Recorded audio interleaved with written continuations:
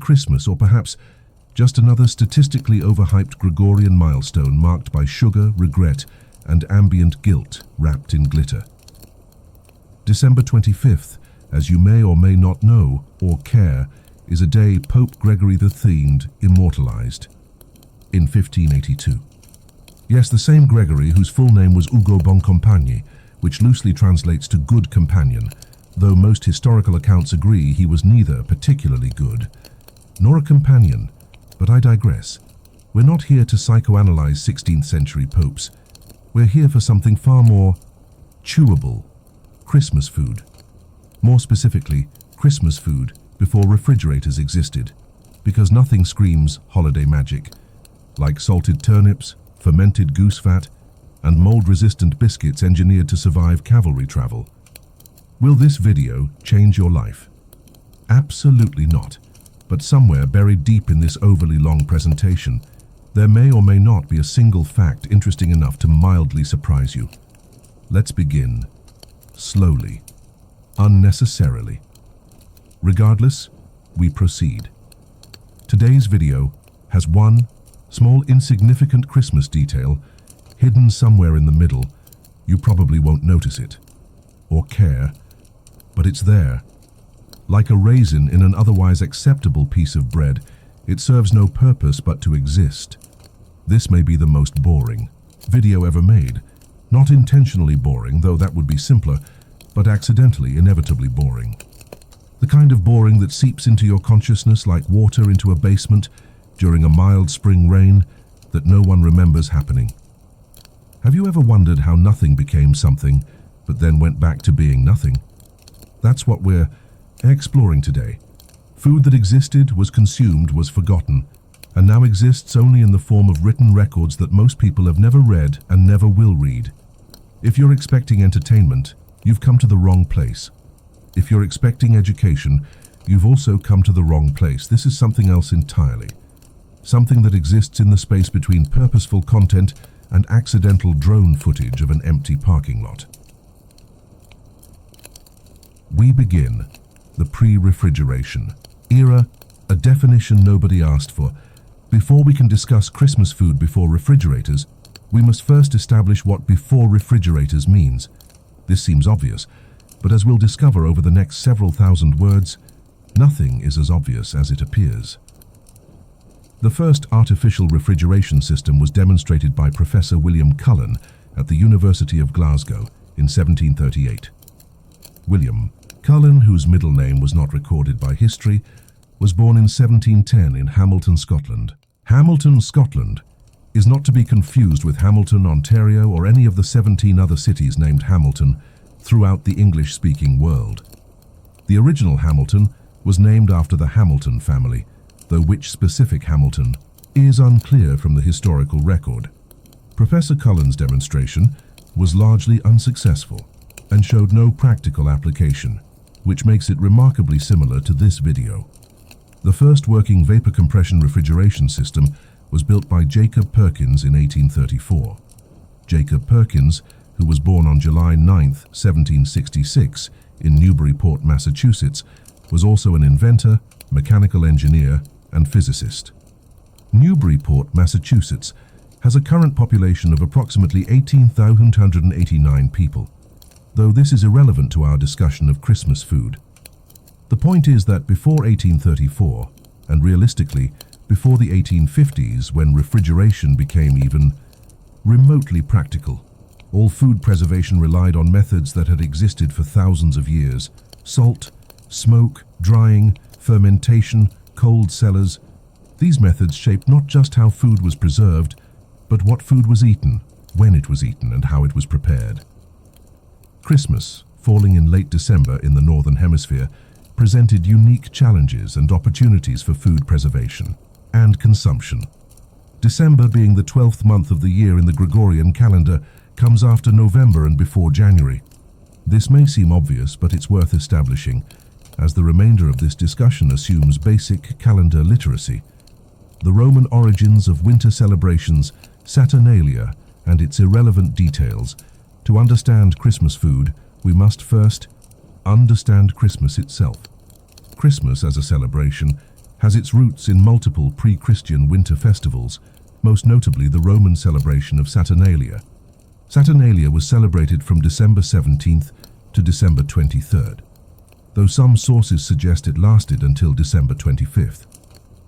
The inconsistency in historical records is typical of most historical records, which are generally inconsistent about most things. Saturnalia honored Saturn, the Roman god of agriculture, time, and liberation. Saturn, whose Greek equivalent was Kronos, was depicted holding a scythe, which is not to be confused with a sickle, though both are agricultural tools. A scythe has a long handle and is used for cutting grass or crops, while a sickle has a short handle and is used for harvesting grain. This distinction is irrelevant to our discussion, but establishes precision in language, which is important in discussions that serve no practical purpose. During Saturnalia, social norms were temporarily reversed. Slaves were served by their masters, gambling was permitted, and gifts were exchanged. The gifts were typically small and practical: candles, figurines, and food items. The food items included nuts, dried fruits, and honey cakes. Nuts, which are technically seeds in hard shells, included walnuts, almonds, and hazelnuts. Walnuts, scientifically known as Juglans regia, are native to the regions stretching from the Balkans eastward to the Himalayas and southwest China. The tradition of gift-giving during winter celebrations predates Christianity by several centuries, which means the association of presents with Christmas is technically anachronistic. Anachronistic, from the Greek words ana, against, and chronos, time, refers to something that is placed in the wrong time period. This entire video could be considered anachronistic as it discusses historical topics in a contemporary medium. For no clear historical purpose, medieval Christmas, the feast that lasted forever, or at least 12 days. Medieval Christmas celebrations lasted 12 days, from December 25th to January 6th. These 12 days were known as Christmastide, not to be confused with Yuletide, though the terms are often used interchangeably. Yuletide derives from the Old English Yule, which meant the winter solstice celebration. The winter solstice occurs around December 21st in the Northern Hemisphere, marking the shortest day of the year. This astronomical event has nothing to do with food preservation, but it establishes the seasonal context in which these celebrations occurred. The 12 days of Christmas, immortalized in the English carol of the same name, were a period of continuous feasting among those who could afford it. The carol, first published in 1780, though likely much older, lists cumulative gifts given over 12 days: a partridge in a pear tree, 2 turtle doves, 3 French hens, and so forth. By the end of the song, the recipient has received 364 gifts total, which seems excessive by any reasonable standard. Most of the gifts in the song are birds: partridge, turtle doves, French hens, calling birds, geese, and swans. This reflects the medieval association of birds with festive dining. Birds were considered luxury items because they required specific hunting skills or expensive maintenance if kept domestically. A partridge, specifically the grey partridge, Perdix, is a rotund game bird native to Europe. Turtle doves, despite their name, are not related to turtles, but are a species of dove, Streptopelia turtur, known for their gentle cooing sound and symbolic association with love and fidelity. The obsession with birds in medieval feasting was practical as well as symbolic. Birds could be hunted fresh in winter, unlike many other protein sources that had to be preserved from earlier in the year. Fresh meat in winter was a luxury that demonstrated wealth and social status. The ability to serve fresh game at Christmas indicated that one had access to hunting grounds, hunting equipment, and skilled hunters, all markers of aristocratic lifestyle. The Domesday Book and medieval food inventories. The Domesday Book, completed in 1086 under the direction of William the Conqueror, provides extensive records of food production and livestock in medieval England. William the Conqueror, whose original name was William the Bastard, a reference to his illegitimate birth, not his personality, though contemporary accounts suggest both appellations may have been accurate, commissioned this survey to assess the economic resources of his newly conquered territory. The Domesday Book records that England had approximately 13,418 ploughs, 81,000 villeins, and 108,000 borders. Villeins were feudal peasants who were theoretically free but bound to the lord's land, while borders were peasants who held smaller amounts of land. These distinctions are important for understanding medieval food distribution, as the Christmas feasts we're discussing were primarily aristocratic affairs. The peasants, who comprised roughly 90% of the population, had Christmas meals that were marginally better than their usual fare, but hardly the elaborate productions recorded in contemporary chronicles. The book also records livestock numbers: pigs, sheep, goats, and cattle. Pigs were particularly important for Christmas celebrations because they were typically slaughtered in late November or early December. This timing was practical.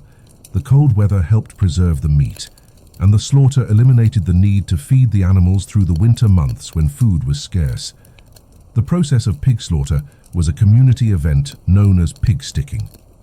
The entire pig was used: meat for immediate consumption, fat for cooking and preservation, blood for blood puddings, intestines for sausage casings, and the hide for leather. Nothing was wasted, not because of environmental consciousness, but because waste was a luxury medieval people couldn't afford. Medieval preservation methods. Salt, the white gold salt, was arguably the most important food preservation substance in medieval Europe. Salt, chemically sodium chloride NaCl, draws moisture out of food through osmosis, creating an environment hostile to the bacteria that cause spoilage. This process, known as curing, could preserve meat for months or even years when done properly. Medieval Europe had several major sources of salt: coastal saltworks where seawater was evaporated, rock salt mines, and natural salt springs. The Hanseatic League, a commercial and defensive confederation of merchant guilds that dominated trade in northern Europe from the 13th to 17th centuries, built much of their wealth on the salt trade. Salt was so valuable, it was sometimes used as currency, which is the origin of the word salary, from the Latin salarium, referring to the money paid to Roman soldiers to buy salt. The process of salt curing meat for Christmas consumption began in autumn. Pork was the most commonly cured meat, though beef and mutton were also preserved using salt. The meat was packed in salt for several weeks, during which time the salt drew out moisture and penetrated the meat fibers. The result was meat that could last through the winter months without spoiling. Salt-cured ham became particularly associated with Christmas celebrations. Ham, which is the hind leg of a pig, has a high fat content that responds well to salt curing. The fat helps distribute the salt throughout the meat and provides additional flavor during the curing process. A properly cured ham could last several months without refrigeration, making it an ideal centerpiece for Christmas feasts. But not all salt was created equal.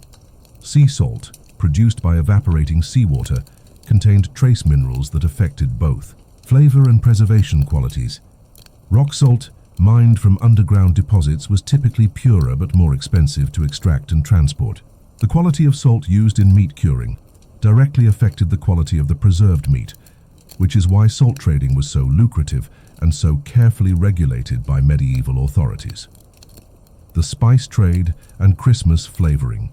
Medieval Christmas. Foods were heavily spiced, not just for flavor but for preservation. Spices contain natural antibacterial and antifungal compounds that helped prevent spoilage.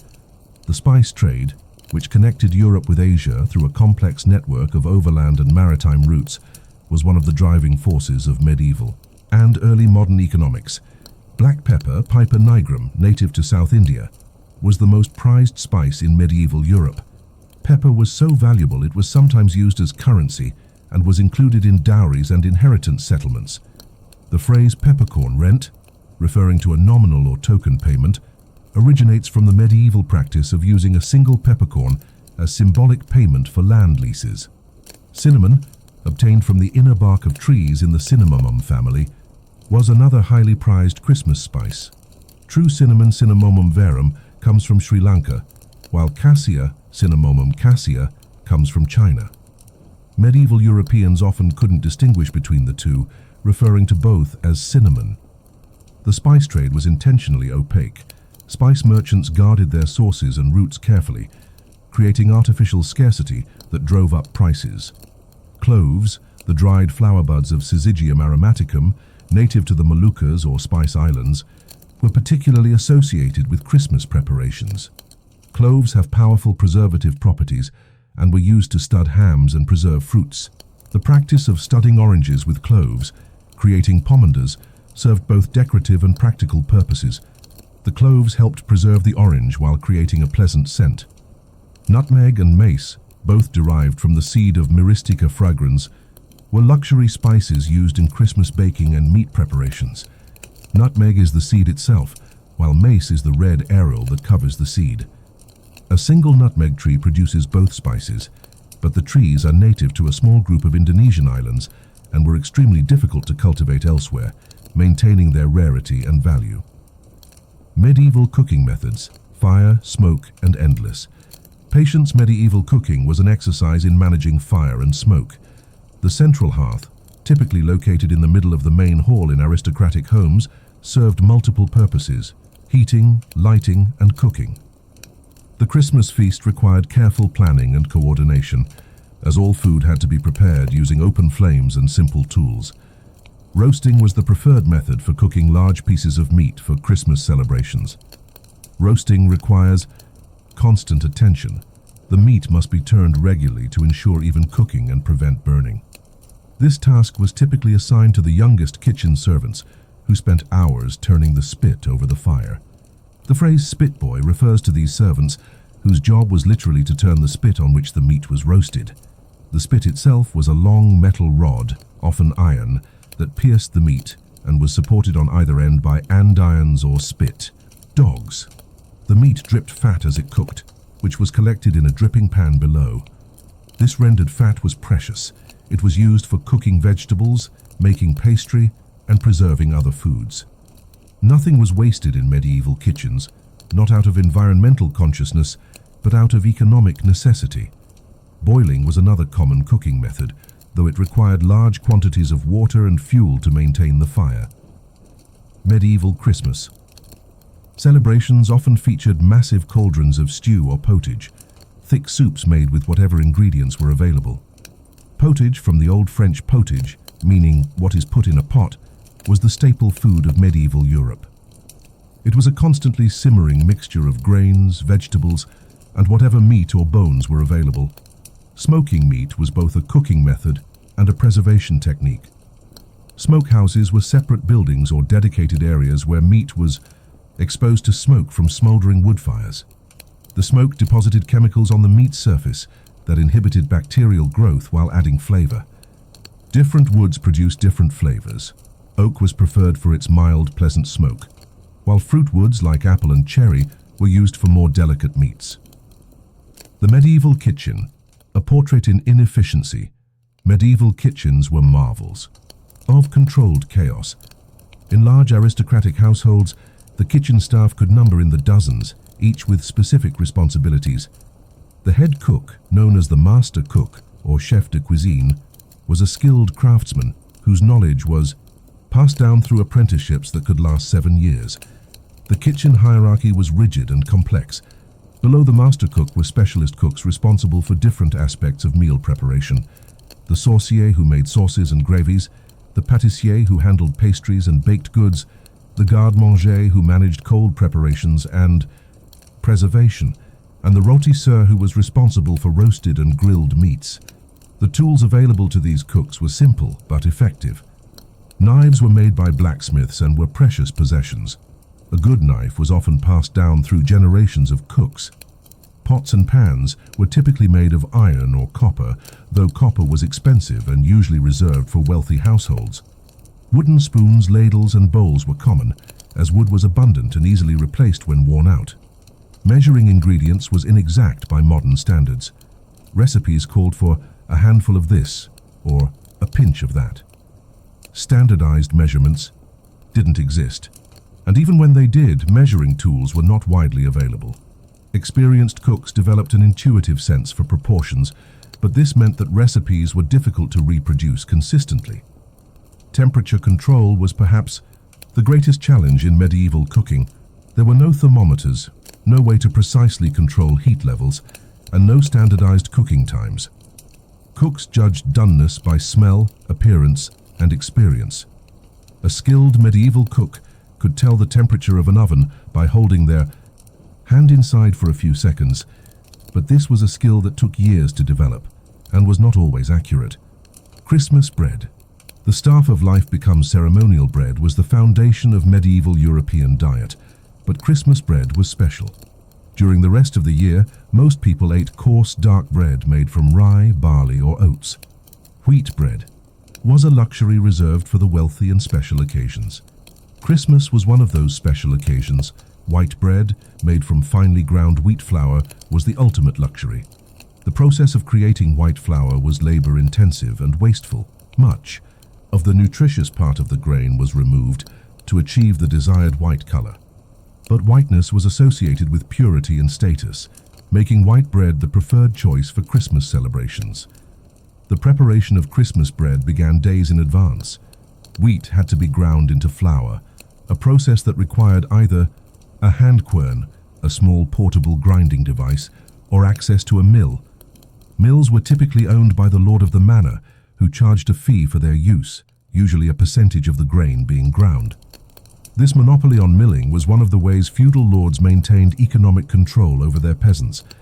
Yeast was another challenge in medieval bread making.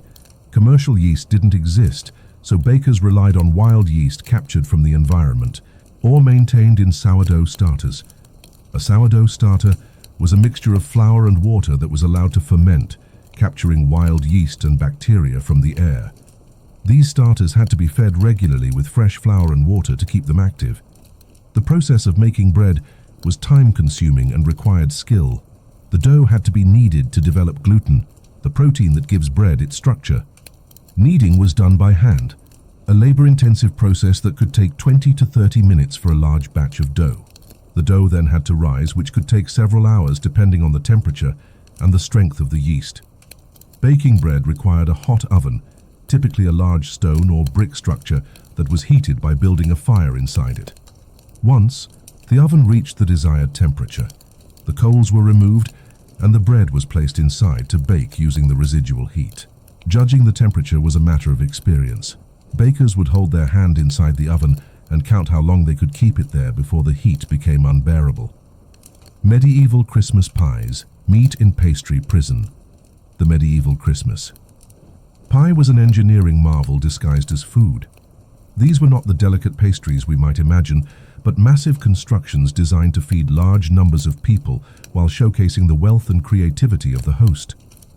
Pastry in medieval times served as much as preservation and presentation tool as it did as food.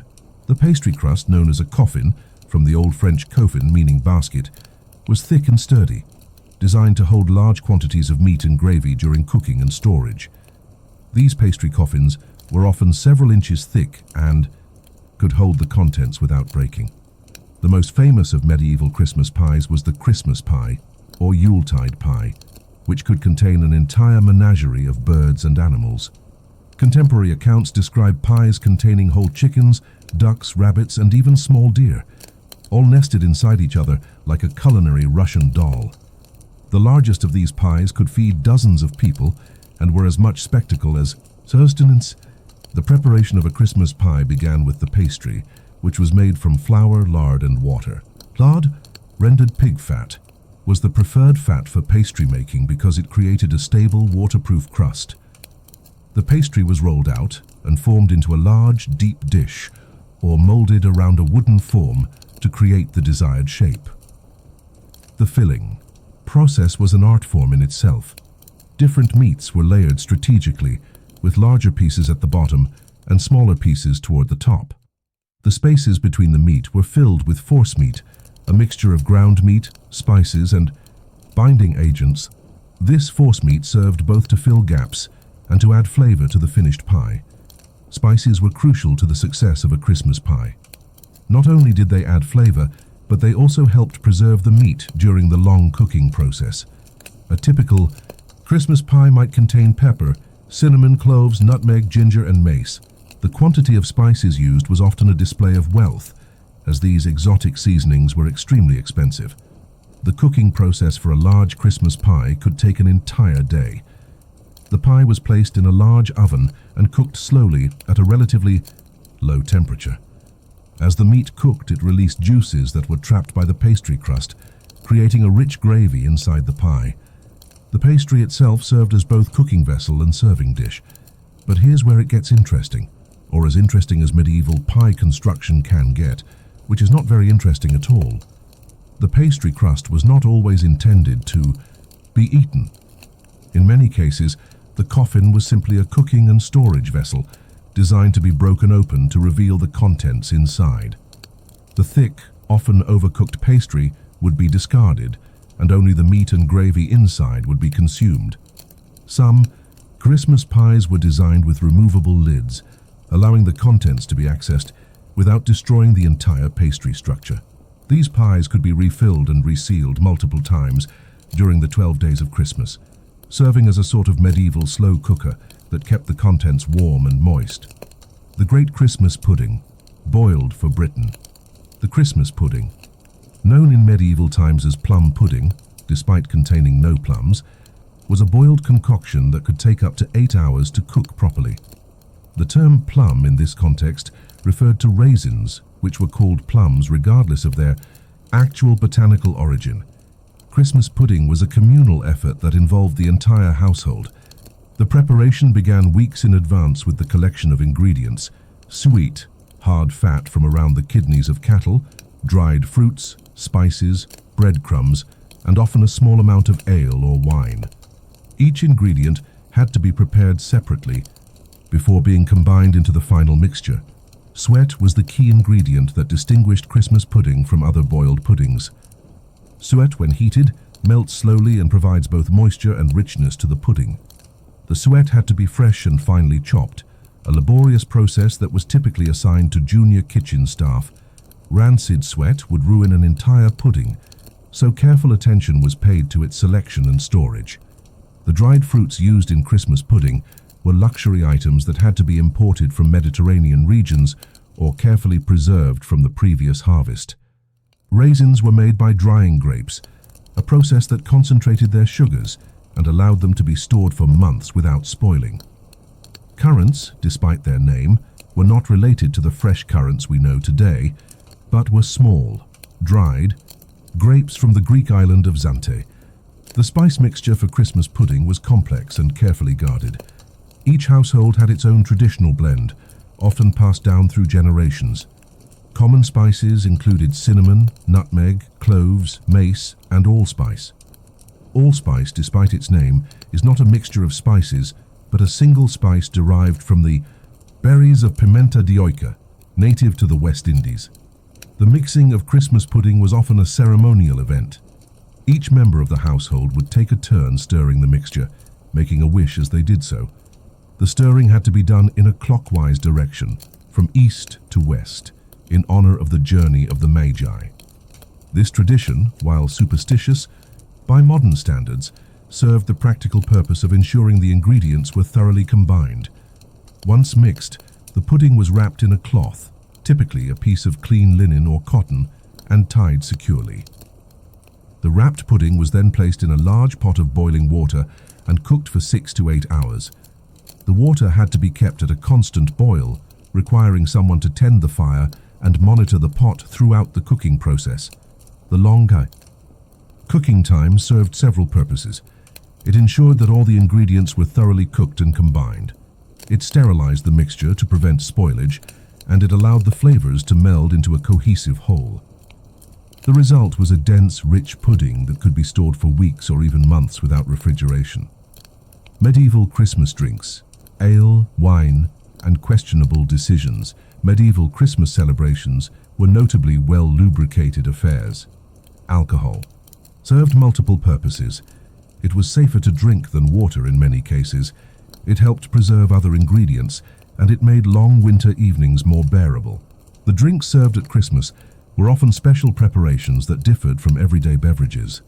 Ale was the everyday alcoholic beverage of medieval Europe. Unlike modern beer, medieval ale was not made with hops, which weren't widely used in European brewing until the 15th century.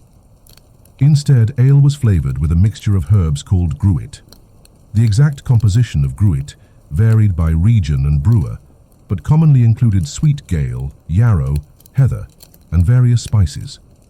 Christmas ale was often a stronger, more heavily spiced version of regular ale. Additional spices such as cinnamon, cloves, and nutmeg were added during brewing, creating a warming drink suitable for cold weather celebrations. Some Christmas ales were aged for months before consumption, allowing the flavors to develop and mellow. The brewing process for medieval ale was straightforward, but required skill and attention. Malted barley was mixed with hot water to create a sweet liquid called wort. The wort was then boiled with the chosen flavorings before being cooled and fermented with yeast. The entire process took about a week, though the ale could continue to develop flavor for months after brewing. Wine was a luxury item in most of Northern Europe, where grapes didn't grow reliably. Wine had to be imported from warmer regions, making it expensive and often of questionable quality by the time it reached its destination. To improve the flavor and make it more suitable for winter consumption, wine was often mixed with spices to create mulled wine. Mulled wine, known by various names including hippocras and claret, was heated with spices such as cinnamon, cloves, ginger, and sometimes honey. The warming spices not only improved the flavor, but also provided some protection against winter illnesses. The process of mulling wine was simple, but required careful attention to prevent boiling, which would cook. Off-the-alcohol mead made from fermented honey was another popular Christmas drink. Honey was expensive, making mead a luxury beverage reserved for special occasions. The fermentation process for mead was slower than that for ale or wine, often taking several months to complete. The result was a sweet, potent drink that could be flavored with various herbs and spices. The preparation of mead began with mixing honey and water in the correct proportions. The mixture was then heated to dissolve the honey completely before being cooled and fermented with yeast. Some mead makers added fruits, herbs, or spices during fermentation to create flavored varieties. But here's a detail that will surely fascinate no one. The honey used in medieval mead making had to be of the highest quality. Poor quality honey, or honey that had begun to ferment on its own, would produce inferior mead that might be undrinkable. Beekeepers in medieval times had to carefully manage their hives and harvest honey at the optimal time to ensure quality.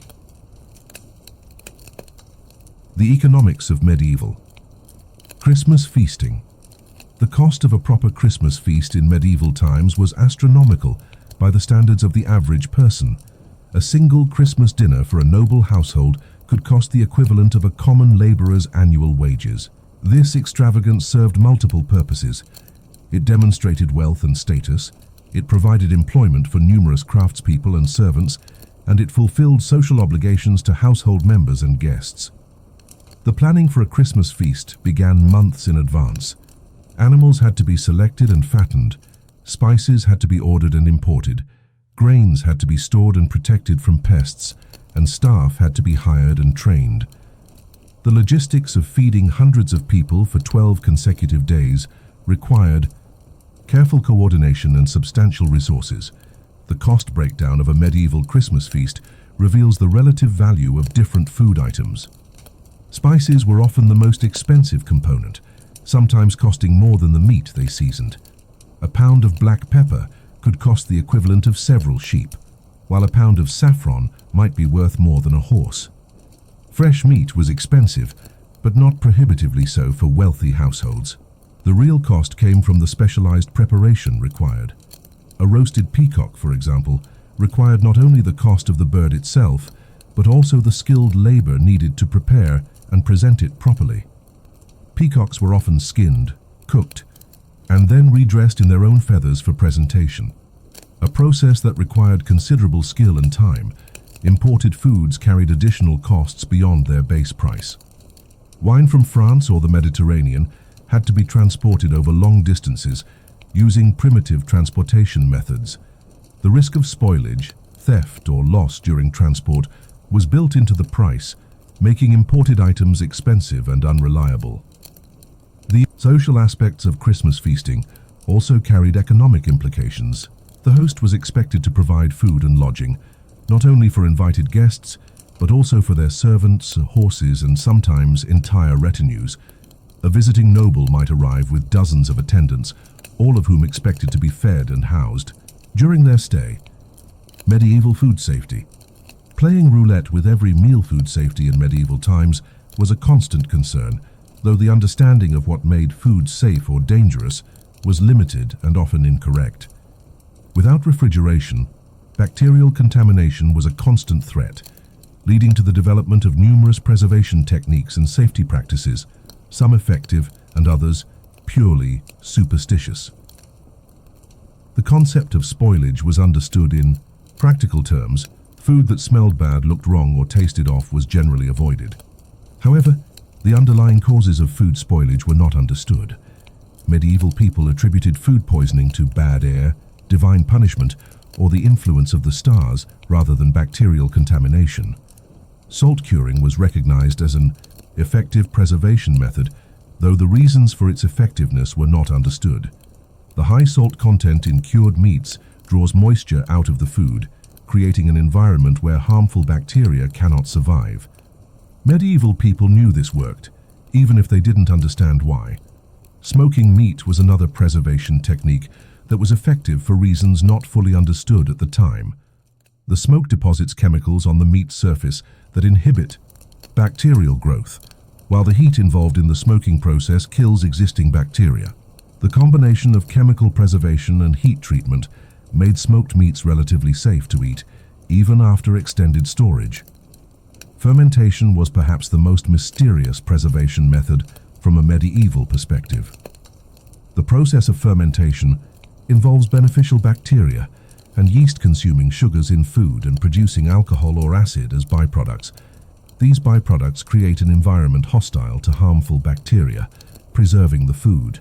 Medieval people knew that fermented foods lasted longer, but the biological processes involved were completely unknown. Cooking temperatures were another area where medieval practice was sometimes effective but poorly understood. Thorough cooking kills most harmful bacteria, making meat safer to eat. However, without thermometers, it was impossible to know if meat had been cooked to a safe temperature. Many medieval recipes called for cooking meat until it is done, which was not particularly helpful guidance. The storage of cooked food presented additional challenges. Cooked food could be kept warm by the fire, but maintaining safe temperatures for extended periods was difficult. Food that was allowed to cool and then reheated multiple times was particularly dangerous, though medieval people didn't understand the specific risks involved. The role of servants in Christmas food preparation. The preparation of a medieval Christmas feast required an army of servants, each with specific roles and responsibilities. The kitchen staff alone could number in the dozens for a large household, and during Christmas preparations, additional temporary workers were often hired to handle the increased workload. The scullery maid was at the bottom of the kitchen hierarchy. Her job was to wash dishes, clean cooking utensils, and maintain the cleanliness of the kitchen. This was hot, wet, dirty work that was considered unsuitable for anyone of higher status. The scullery maid worked long hours during Christmas preparations, as the increased cooking activity meant exponentially more dishes to clean. Above the scullery maid were the kitchen maids, who assisted with food preparation under the supervision of more senior staff. Their tasks included chopping vegetables, grinding spices, plucking poultry, and cleaning fish. These were skilled tasks that required training and experience, but kitchen maids were still considered low-ranking servants. The pantler was responsible for bread and the pantry, while the buttery officer managed beverages and the buttery, a storage room for beverages, not butter, despite the name. The ewerer was in charge of water and washing facilities, while the spicer managed the household's collection of spices and seasonings. Each of these positions required specific knowledge and skills. The spicer, for example, had to know how to identify genuine spices from adulterants, how to store different spices to maintain their potency, and how to blend spices for different dishes. The value of the spices under their care could represent a significant portion of the household's wealth. The butler, despite the modern association with general household management, was originally responsible for beverages, particularly wine. and ale. The butler managed the household's wine cellar, decided which wines to serve with which courses, and supervised the serving of drinks during meals. This was a position of considerable responsibility and trust. The marshal was responsible for seating arrangements and the overall management of the dining hall during feasts. This position required detailed knowledge of social hierarchies and protocols, as seating arrangements reflected and reinforced social status. A mistake in seating could cause offense and potentially damage important relationships. The cook, as mentioned previously, was the skilled craftsman who oversaw all food preparation. But beneath the head cook were numerous specialist cooks, each responsible for different aspects of the meal. The sauce cook made gravies and sauces, the pastry cook handled all baked goods, and the roast cook managed the preparation of roasted meats. The medieval Christmas menu, a study in excessive excess. A typical medieval Christmas feast consisted of multiple courses, each containing numerous dishes. The concept of courses was different from modern understanding rather than sequential. Presentation of different types of food. Medieval courses were simultaneous presentations of many dishes from which diners could choose. The first course might include multiple types of soup, several roasted birds, various pies, and an assortment of vegetable dishes. The second course would feature different selections, often including more elaborate preparations and exotic ingredients. A grand Christmas feast might have 3 or 4 courses, each with a dozen or more different dishes. The centerpiece of many Christmas feasts was the roasted swan or peacock. These birds were chosen not for their flavor. Both swan and peacock are notoriously tough and not particularly tasty, but for their impressive appearance. The preparation of these birds was as much about spectacle as sustenance. A roasted swan or peacock was typically skinned before cooking, with the skin and feathers carefully preserved. After roasting, the bird was redressed in its own plumage, creating the illusion that the bird was sleeping rather than cooked. This presentation required considerable skill and was a mark of an accomplished kitchen staff.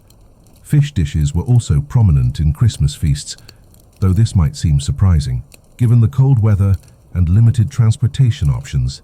However, the Catholic Church's rules about fasting meant that fish was considered appropriate for certain days during the Christmas season. Live fish were kept in specially constructed ponds or tanks, allowing fresh fish to be available even in winter. The most prized fish was the sturgeon, which was considered so valuable that it was designated a royal fish. Any sturgeon caught in English waters belonged to the crown. Sturgeon was prepared in various ways: roasted, baked in pastry, or made into elaborate pies.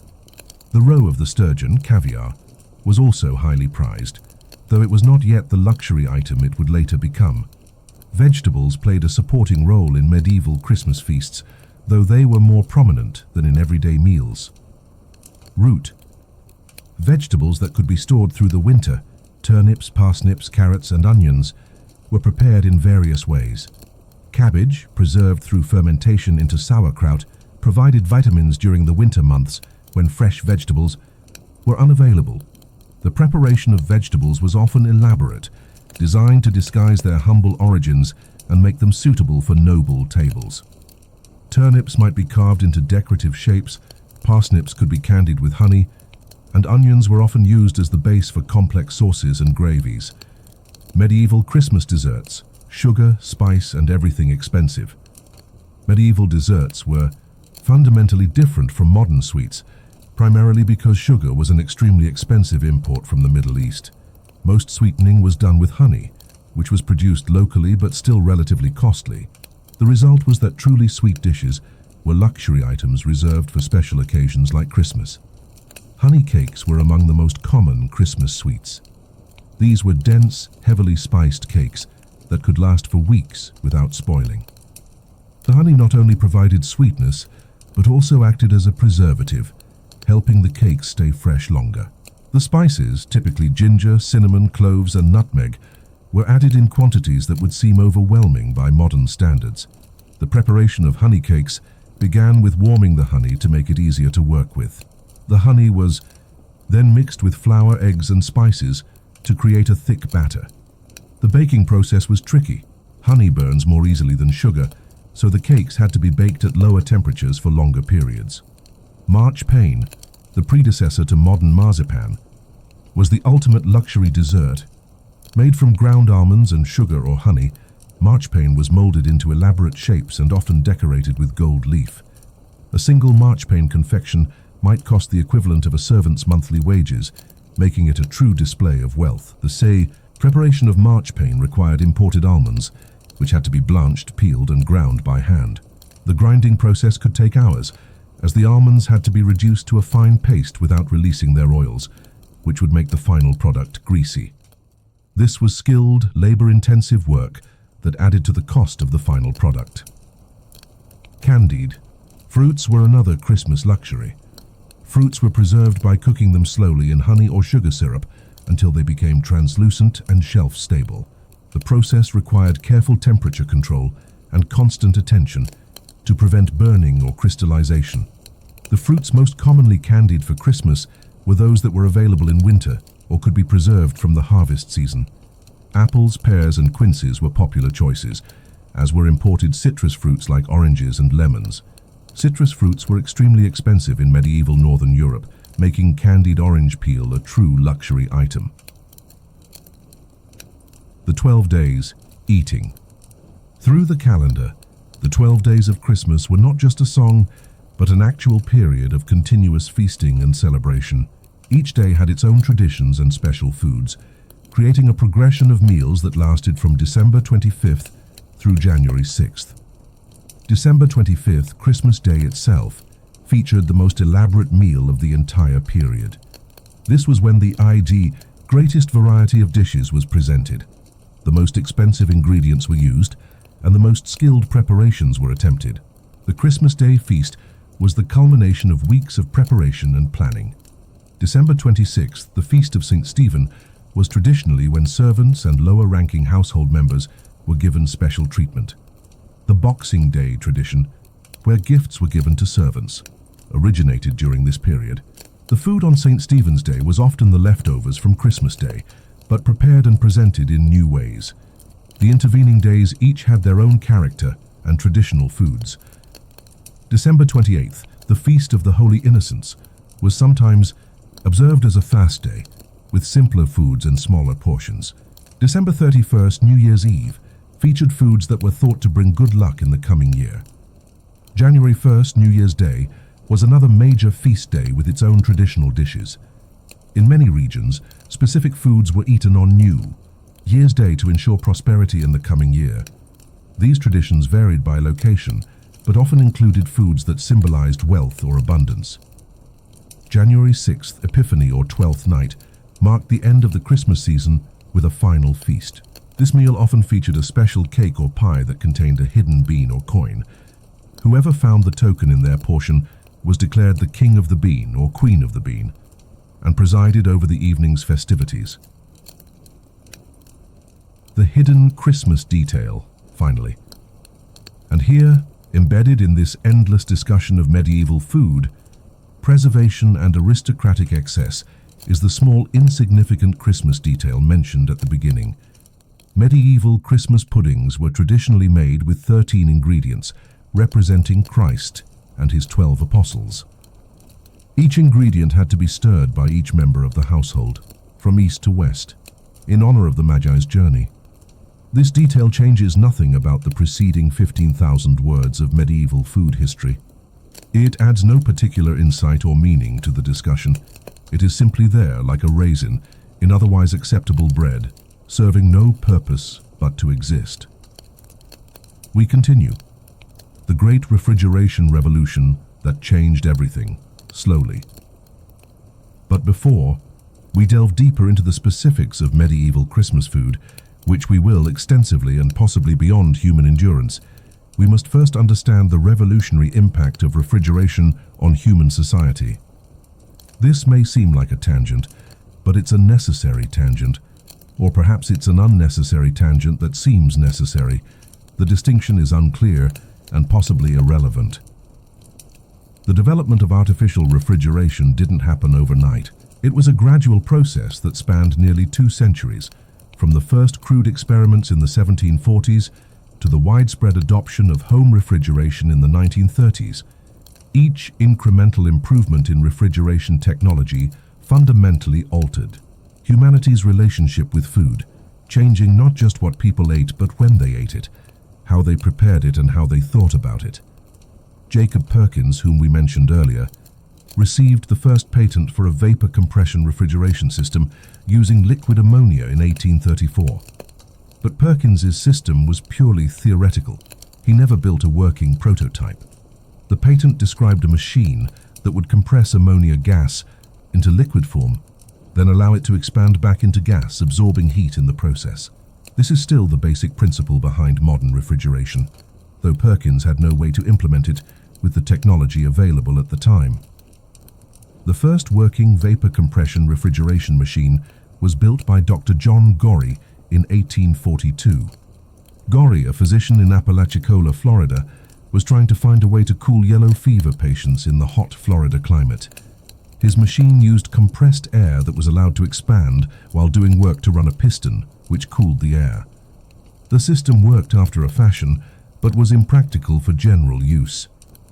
But we're getting ahead of ourselves, which is easy to do when discussing the history of refrigeration, as it's a history that moves very slowly and contains many false starts, dead ends, and inventors whose names are now forgotten by everyone except refrigeration historians, who are themselves a very small and presumably very focused group of individuals. The ice trade frozen water as global commodity. Before mechanical refrigeration, there was the ice trade. This was exactly what it sounds like, the business of cutting ice from frozen ponds and lakes in cold climates and shipping it to warmer regions where it could be sold at substantial profit. The ice trade was a global enterprise that employed thousands of workers and generated millions of dollars in revenue during its peak in the 19th century. The ice trade began in New England, where entrepreneurs like Frederick Tudor realized that the ice that formed naturally on ponds during winter could be harvested, stored, and sold to people in warmer climates. Tudor, who became known as the Ice King, began shipping ice from Massachusetts to the Caribbean islands in 1806. The process of harvesting ice was labor-intensive but straightforward. Ice had to be at least 12 inches thick to be worth harvesting. Thinner ice was too fragile to transport, while thicker ice was unnecessarily difficult to cut and handle. Ice harvesters used specialized tools, ice plows to score the surface, ice saws to cut through the scored lines, and ice tongs to lift and move the cut blocks. The cut ice was stored in ice houses, large, well-insulated buildings designed to keep ice frozen for months at a time. The insulation was typically sawdust, which was abundant and cheap in areas where lumber mills operated.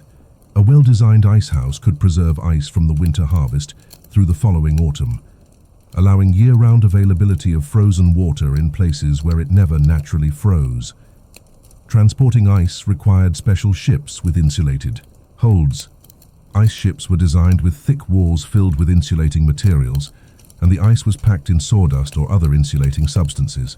Even with these precautions, significant amounts of ice melted during transport. A ship carrying 100 tons of ice might arrive at its destination with only 60 tons remaining. The economics of the ice trade were fascinating in their complexity. Ice was essentially free at the source. It formed naturally on ponds and lakes without human intervention. But by the time it reached consumers in warm climates, ice had become a luxury commodity that only the wealthy could afford regularly. A block of ice that cost pennies to harvest in New England might sell for several dollars in the Caribbean. The ice trade had profound effects on food consumption in warm climates. For the first time, people in tropical regions could preserve fresh meat, dairy products, and other perishable foods.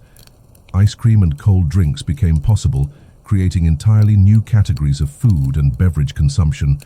But the ice trade was ultimately doomed by its own inefficiency. Too much ice melted during transport and storage, making the entire enterprise wasteful and expensive. The development of mechanical refrigeration in the late 19th century gradually made the ice trade obsolete, though it persisted in some markets. Until the early 20th century, the physics of food spoilage. A microscopic war food spoilage is fundamentally a battle between humans and microorganisms, bacteria, yeasts, and molds that want to consume our food before we can eat it ourselves. This microscopic war has been going on since humans first began storing food for future consumption, though the combatants were invisible and unknown until the development of microscopy in the 17th century. Bacteria are single-celled microorganisms that exist everywhere in the environment. Most bacteria are harmless or even beneficial to humans, but some species cause food to spoil or can make people sick if consumed. Bacteria reproduce by dividing in half. One bacterium becomes two become four become eight, and so on. Under ideal conditions, some bacteria can double their population every 20 minutes. The mathematics of bacterial growth are exponential, which means the numbers become very large very quickly. A single bacterium that divides every 20 minutes will become over 16 million bacteria in 8 hours. This exponential growth is why food can go from apparently fresh to obviously spoiled in a matter of hours under the right conditions. Temperature is the most important factor controlling bacterial growth. Most bacteria that cause food spoilage grow best at temperatures between 40 degrees and 140 degrees, what food safety experts call the danger zone. Below 40 degrees Celsius, bacterial growth slows dramatically. Above 140 degrees Celsius, most bacteria die. This is why refrigeration and cooking are so effective at controlling food spoilage. Moisture is another critical factor. Bacteria need water to survive and reproduce, which is why drying food is an effective preservation method. Salt curing works partly by drawing moisture out of food, creating an environment where bacteria cannot thrive. Similarly, sugar preserves food by binding with available water, making it unavailable to bacteria. Acidity also affects bacterial growth. Most bacteria prefer neutral or slightly alkaline conditions, which is why acidic foods tend to last longer than neutral foods. Fermentation preserves food by encouraging the growth of beneficial bacteria that produce acid, lowering the pH and creating an environment hostile to harmful bacteria. Oxygen availability affects different bacteria differently. Some bacteria require oxygen to survive, aerobic bacteria, while others cannot survive in the presence of oxygen, anaerobic bacteria. Vacuum packaging works by removing oxygen, preventing the growth of aerobic bacteria that cause many types of food spoilage. The chemistry of preservation. Molecules against time food. Preservation is essentially applied chemistry, using chemical processes to prevent or slow the biological processes that cause food to spoil. Each preservation method works by manipulating the chemical environment in ways that favor food safety and longevity over bacterial growth and reproduction. Salt preservation works through osmosis, a process where water moves from areas of low salt concentration to areas of high salt concentration. When salt is applied to food, it draws water out of both the food and any bacteria present.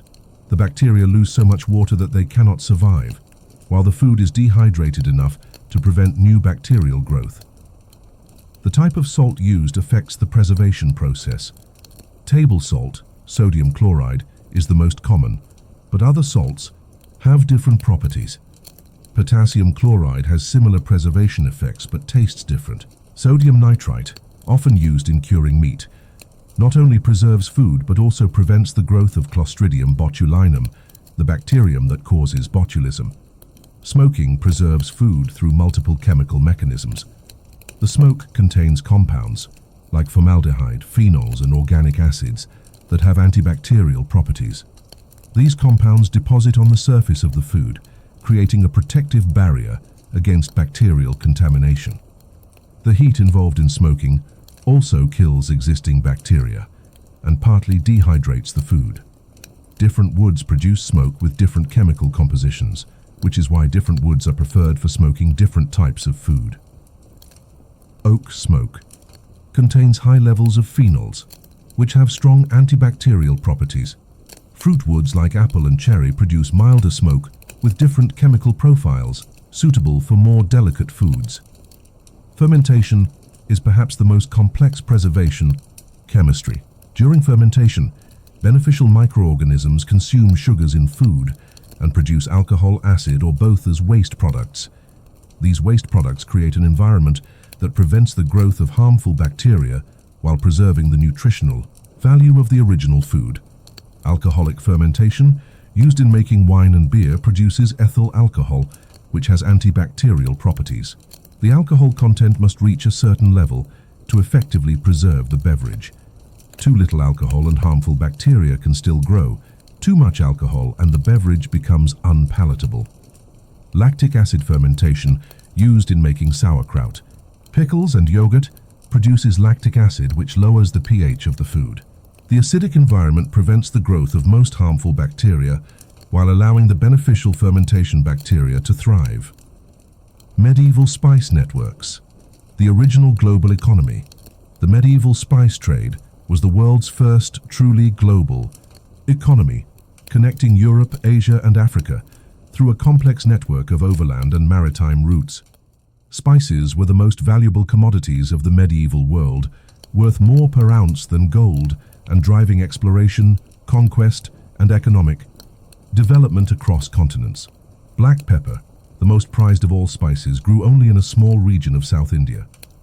The pepper vines, Piper nigrum, required specific climate conditions, warm temperatures, high humidity, and well-drained soil that existed naturally in only a few places. This geographic limitation made pepper scarce and valuable. The journey of black pepper from South India to European tables could take months or even years and involve dozens of intermediaries. Pepper was harvested by local farmers, sold to regional traders, transported to coastal ports, loaded onto ships, sailed across the Indian Ocean, unloaded at Red Sea ports, carried by caravan across the Arabian Peninsula, shipped across the Mediterranean, and finally distributed through European markets. Each step in this journey added cost and risk. Weather could delay shipments or destroy entire cargoes.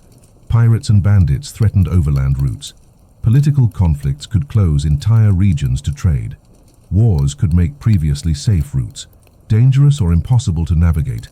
The Arab merchants who controlled much of the spice trade deliberately maintained secrecy about their sources and routes.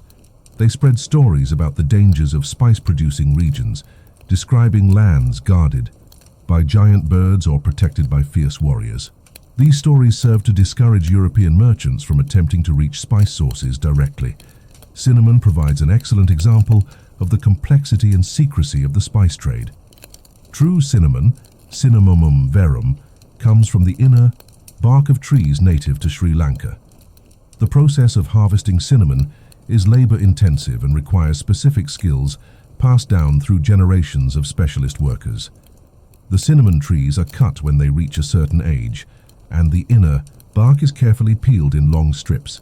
These strips naturally curl into the familiar cinnamon stick shape as they dry.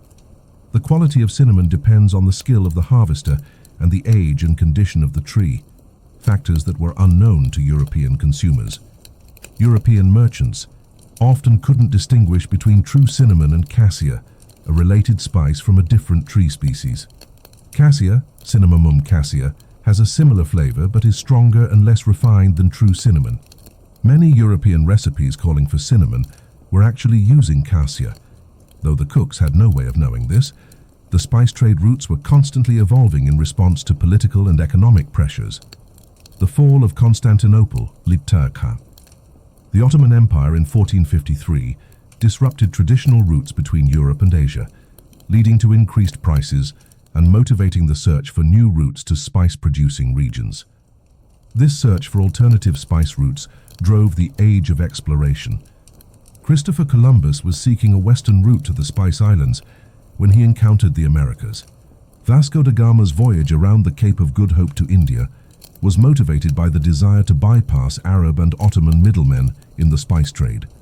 The Portuguese establishment of a sea route to India fundamentally altered the spice trade, allowing European merchants to trade directly with spice producers for the first time.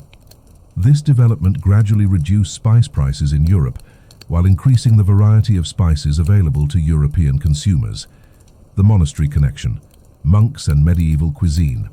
Medieval monasteries played a crucial role in preserving and developing culinary knowledge during the Middle Ages. Monastic communities had several advantages that made them centers of culinary innovation. They had access to written records. They maintained large gardens and farms. They had the resources to experiment with different techniques, and they had the motivation to create variety within the constraints of religious dietary rules. The Rule of Saint Benedict, written in the 6th century, established guidelines for monastic life that included specific instructions about food and eating. The rule prescribed 2 cooked dishes for the main meal, with a 3rd dish of fresh fruit or vegetables if available. Wine was permitted in moderation, and the monks were expected to eat together in silence, while one member read aloud from religious texts. These rules created a structured environment that encouraged culinary creativity within specific constraints. Monks had to create satisfying and nutritious meals using limited ingredients and following religious restrictions about fasting and abstinence. This challenge led to the development of many preservation techniques and cooking methods that later spread to secular kitchens. Monastery gardens were often the most sophisticated agricultural operations of their time. Monks maintained detailed records of what they planted, when they planted it, and how well different crops performed. They experimented with crop rotation, companion planting, and soil improvement techniques that wouldn't be widely understood for centuries. The famous Plan of St. Gall, a 9th century manuscript that shows the ideal layout for a monastery, includes detailed specifications for gardens, orchards, livestock areas, and food storage facilities. The plan shows separate areas for vegetables, herbs, fruit trees, and grain storage, indicating a sophisticated understanding of food production and preservation. Monastery kitchens were often the largest and best equipped kitchens in their regions. They had to feed large numbers of people regularly, which required organization, planning, and equipment that exceeded what was available in most secular households. Many cooking techniques and recipes developed in monastery kitchens eventually spread to aristocratic and merchant households. The monastic emphasis on self-sufficiency meant that monasteries had to master all aspects of food production and preservation. They raised livestock, grew crops, maintained orchards, operated mills, brewed beer, made cheese, and preserved meat. This comprehensive approach to food systems gave monks practical experience with every aspect of medieval cuisine. Monastery. Libraries preserved many of the written records we have of medieval cooking techniques and recipes. While most medieval people were illiterate and passed culinary knowledge orally, monks could read and write, allowing them to record and preserve detailed information about food preparation and preservation. The seasonal calendar of medieval eating. Medieval eating patterns were strictly governed by the agricultural calendar and religious observances. The rhythm of medieval life was fundamentally different from modern life, with food availability and consumption patterns changing dramatically throughout the year. Spring was the leanest time of year, known as the hunger gap or starving time. Winter stores were running low, but new crops had not yet matured. Many people lost weight during the spring months, and deaths from malnutrition were highest during this period. The few foods available in spring were often the first fresh items people had eaten in months: wild greens, early herbs, and if they were fortunate, eggs from chickens that had begun laying again after their winter rest. Summer brought abundance, but also anxiety. This was when most crops matured and had to be harvested, processed, and preserved for the coming winter. The work was intense and time-sensitive. Crops had to be harvested at exactly the right moment to ensure both quality and quantity. Too early and the yield would be poor. Too late and the crops might spoil or be damaged by weather. Harvest time required the participation of entire communities.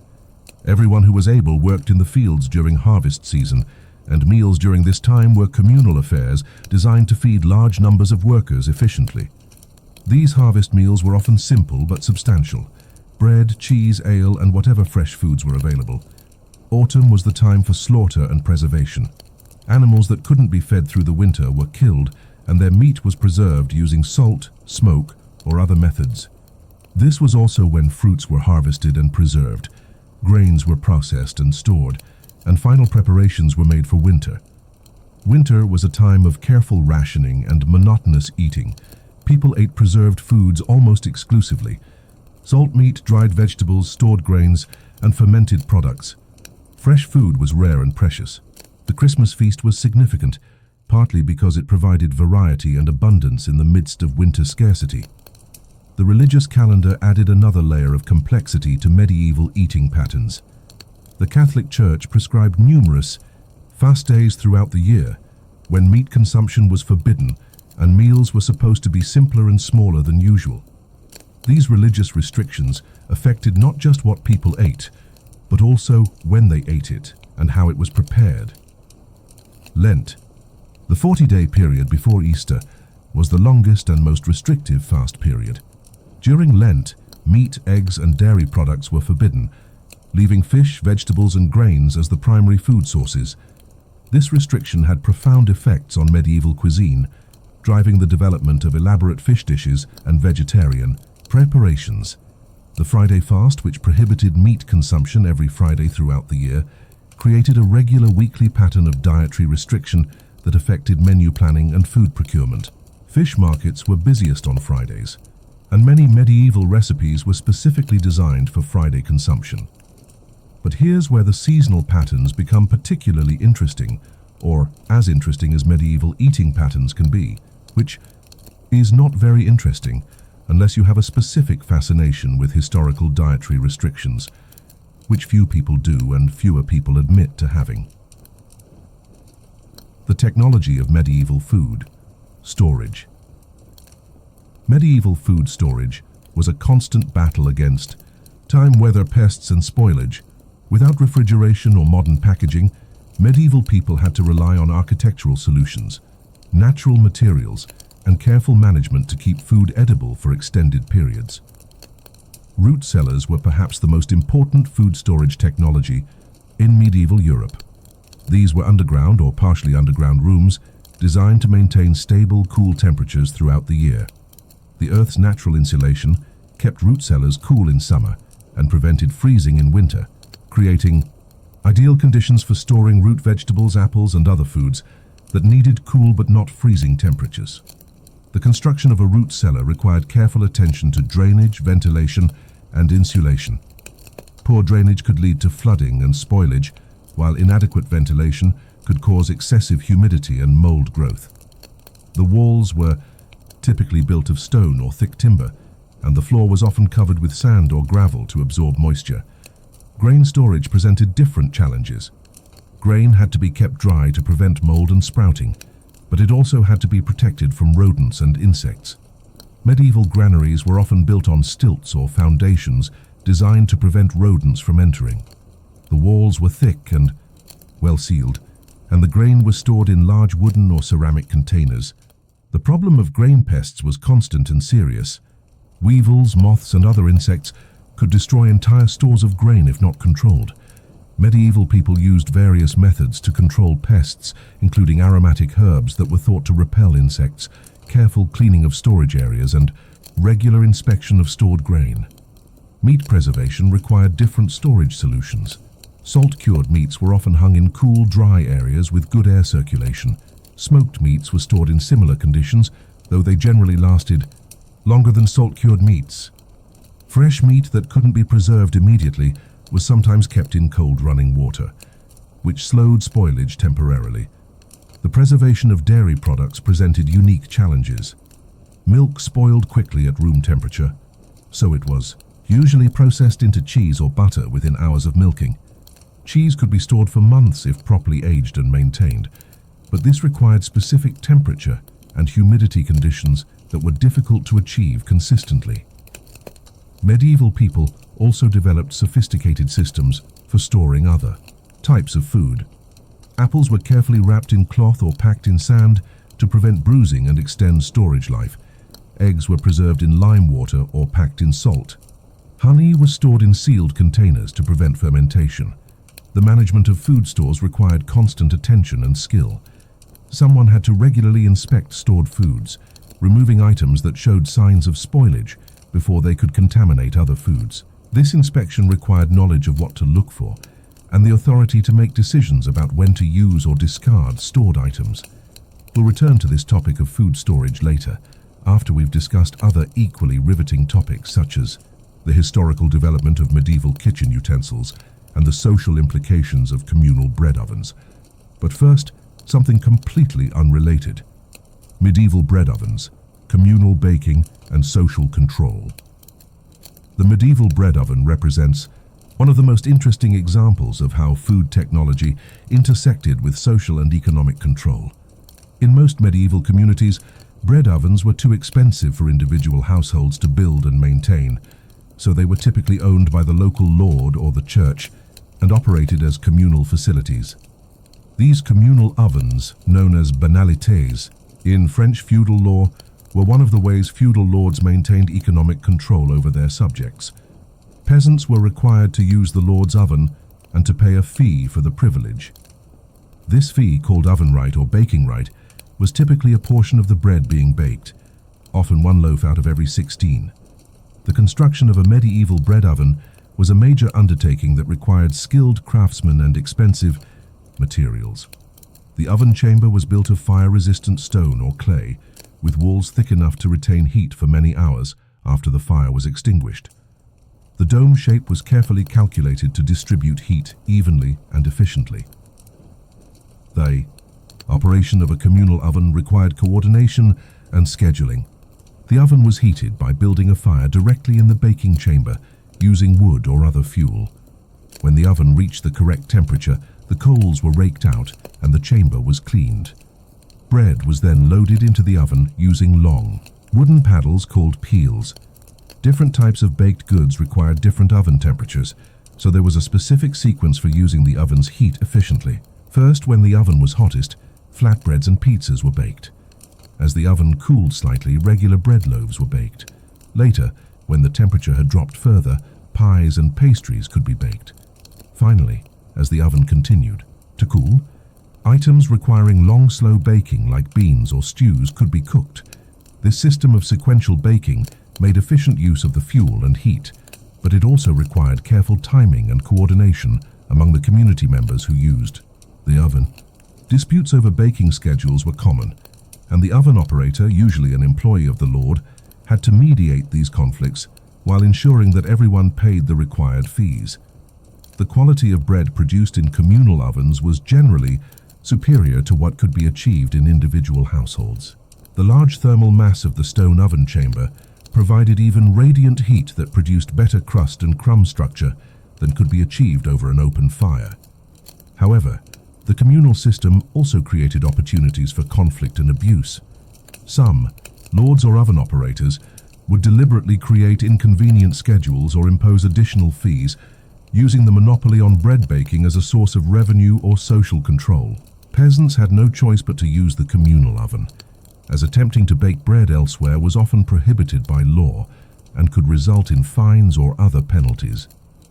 The communal oven system gradually declined with the development of individual, household ovens and commercial bakeries, but it persisted in some rural areas well into the modern period. The social and economic relationships created by communal baking had lasting effects on medieval communities and contributed to the development of feudal social structures. The Great Christmas Mystery. What happened in 1348? But now we must turn to a mystery that has puzzled historians for centuries. A mystery so profound, so perplexing, that its resolution will fundamentally change how we understand medieval Christmas celebrations. This mystery involves the year 1348, a single recipe, and what may have been the most significant culinary innovation of the medieval period. Are you prepared for this revelation? Because what I'm about to tell you well, it probably won't change anything about your life, but it might occupy a small portion of your consciousness for the next few minutes, which is really all any of us can hope for from historical information about medieval cooking. The year 1348 was significant in European history for reasons having nothing to do with food. This was the year the Black Death reached Europe, ultimately killing an estimated 1/3 of the European population. But amidst this catastrophic pandemic, something happened in the kitchen of a monastery in what is now Belgium that would have profound implications for Christmas dining. The monastery was called Ter Duinen Abbey, located near the town of Coxyde in what is now the Belgian province of West Flanders. The abbey was founded in 1138 by Cistercian monks who followed the rule of Saint Benedict with particular emphasis on simplicity and self-sufficiency. The abbey operated farms, maintained gardens, brewed beer, and like most monasteries, developed its own distinctive approaches to food preparation and preservation. Brother Hieronymus, whose original name before entering monastic life was Willem van der Meer, which translates to William of the Sea, though he was actually from an inland farming community and had never seen the sea, was the abbey's head cook during the fateful year of 1348. Brother Hieronymus had served in the kitchen for 12 years before becoming head cook, and he was known for his methodical approach to food preparation and his detailed record-keeping. On December 17, 1348, exactly 877 years before the time you're presumably watching this video, assuming you're watching it when it was published, which you may not be, Brother Hieronymus made an entry in the abbey's kitchen records that has puzzled scholars ever since. The entry, written in medieval Latin with some Flemish words mixed in, translates roughly to, "Today prepared the Christmas pudding with the new method. Used 13 ingredients as customary, but applied the technique learned from the traveling merchant. Result most satisfactory. The brothers praise the flavor and texture. Will use this method henceforth for all Christmas preparations."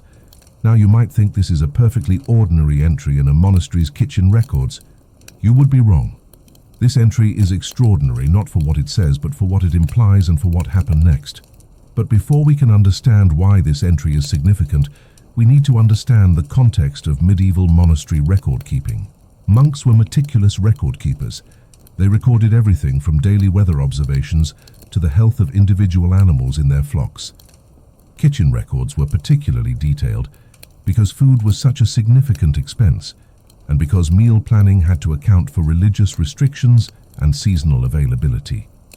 The typical monastery kitchen record would include information about ingredients used, quantities prepared, special dietary requirements, and any problems or successes with particular recipes. What made Brother Hieronymus's December 17th entry unusual was its vague reference to the new method and the technique learned from the traveling merchant. Most monastery kitchen records were extremely specific about techniques and ingredients. A typical entry might read, "Prepared pottage for 37 brothers using 2 measures of barley, 1 measure of dried peas, 3 onions, salt from the second barrel, and herbs from the east garden. Cooked from Lauds until Vespers. Brother Thomas complained of insufficient salt." But Brother Hieronymus's entry was deliberately vague, as if he were trying to record the information without revealing the actual technique.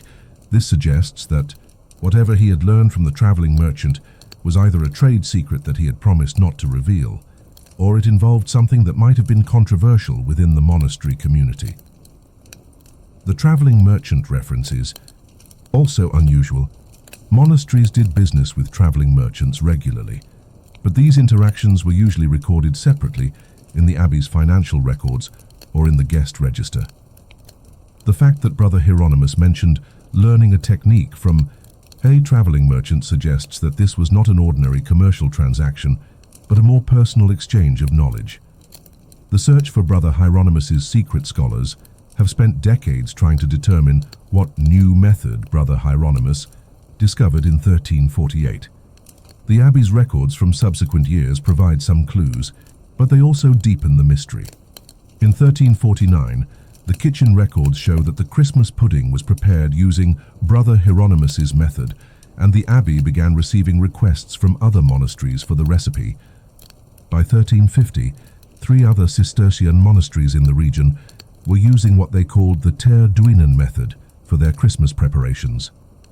The popularity of whatever technique Brother Hieronymus had discovered spread rapidly through the monastic network. By 1352, monasteries as far away as Bavaria and northern France were sending representatives to Ter Duinen Abbey to learn the method directly. The abbey began charging a fee for instruction in the technique, creating a new source of revenue during a period when the Black Death had disrupted traditional economic activities. But here's where the story becomes truly mysterious. None of the surviving records from any of these monasteries actually describe the technique itself. Every reference is indirect, prepared using the Terduinen method, or followed Brother Hieronymus's innovation. It's as if there was a deliberate conspiracy of silence about the actual details of the method.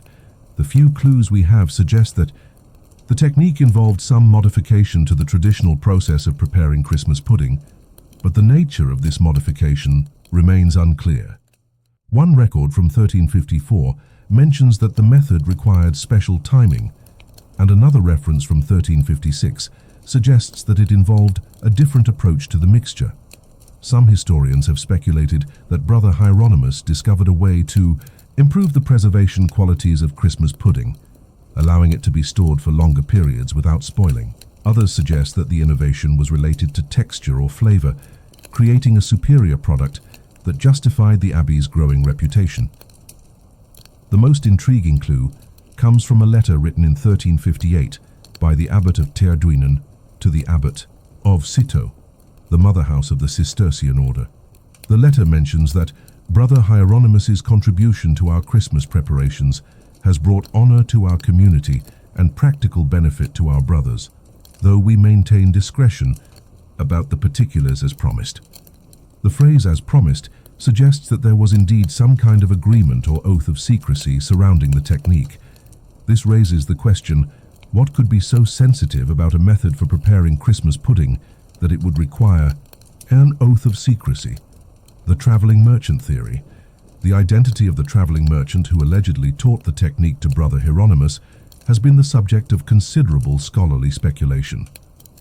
Medieval monasteries kept detailed records of visitors, but the guest register for Terduinen Abbey from late 1348 lists several merchants who stayed at the abbey during the weeks before Christmas. One possibility is Johannes de Spicibus, whose name translates to John of Spices.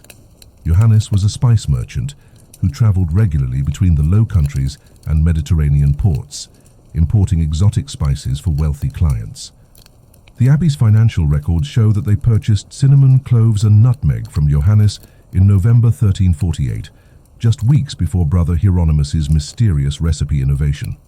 Spice merchants were often repositories of culinary knowledge from different regions and cultures. They interacted with cooks and food preparers throughout their territories, learning techniques and recipes that they could share with other clients. It's entirely plausible that Johannes de Spicibus taught Brother Hieronymus a technique he had learned elsewhere during his travels. Another candidate is Petrus Alemanus, whose name suggests German origins. Petrus was listed in the guest register as a merchant of preserved foods, and he stayed at the abbey for 5 days in early December 1348. German food preservation techniques were highly regarded in medieval Europe, particularly methods involving smoking and fermentation. The third possibility is the most intriguing. A merchant listed simply as Mercator Orientalis, Eastern merchant.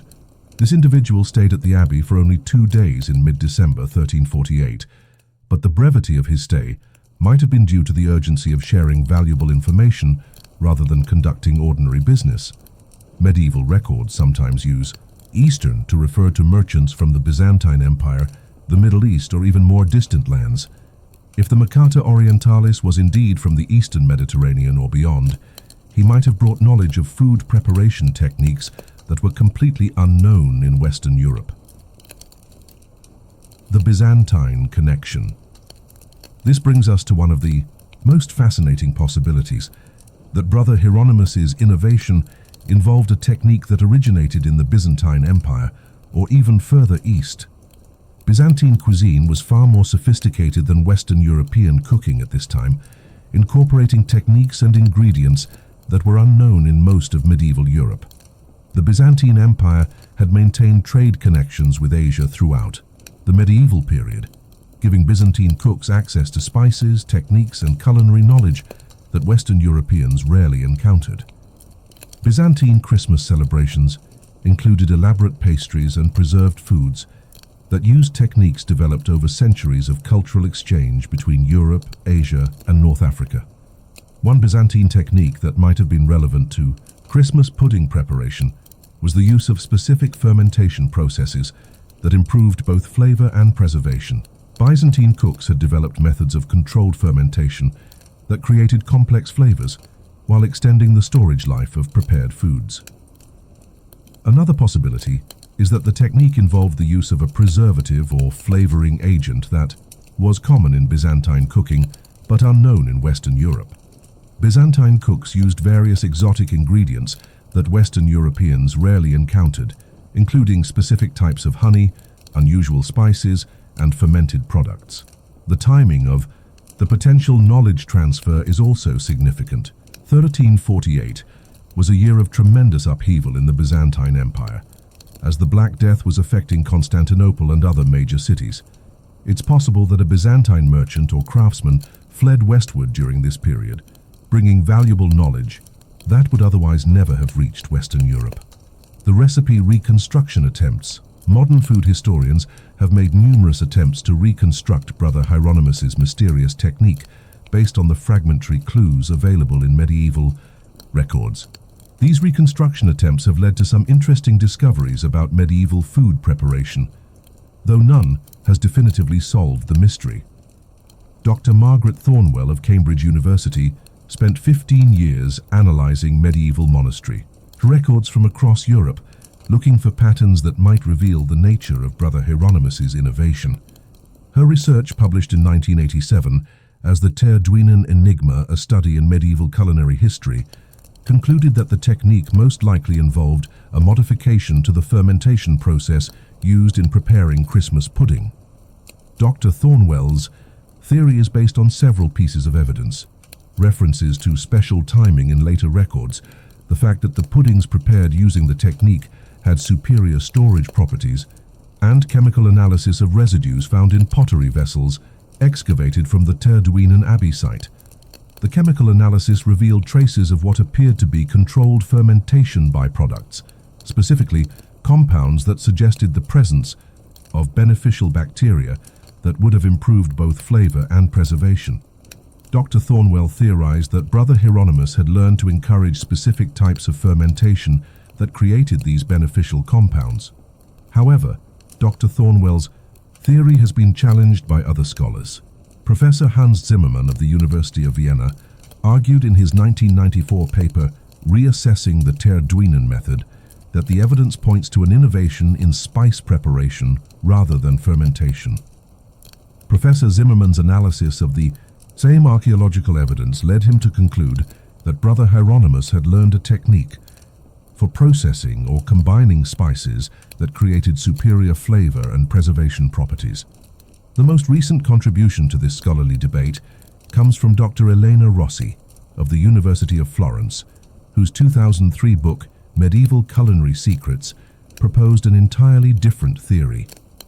Dr. Rossi suggested that the innovation involved the use of a previously unknown preservative, possibly a plant extract or mineral compound, that had been introduced to Europe through Byzantine or Middle Eastern trade connections.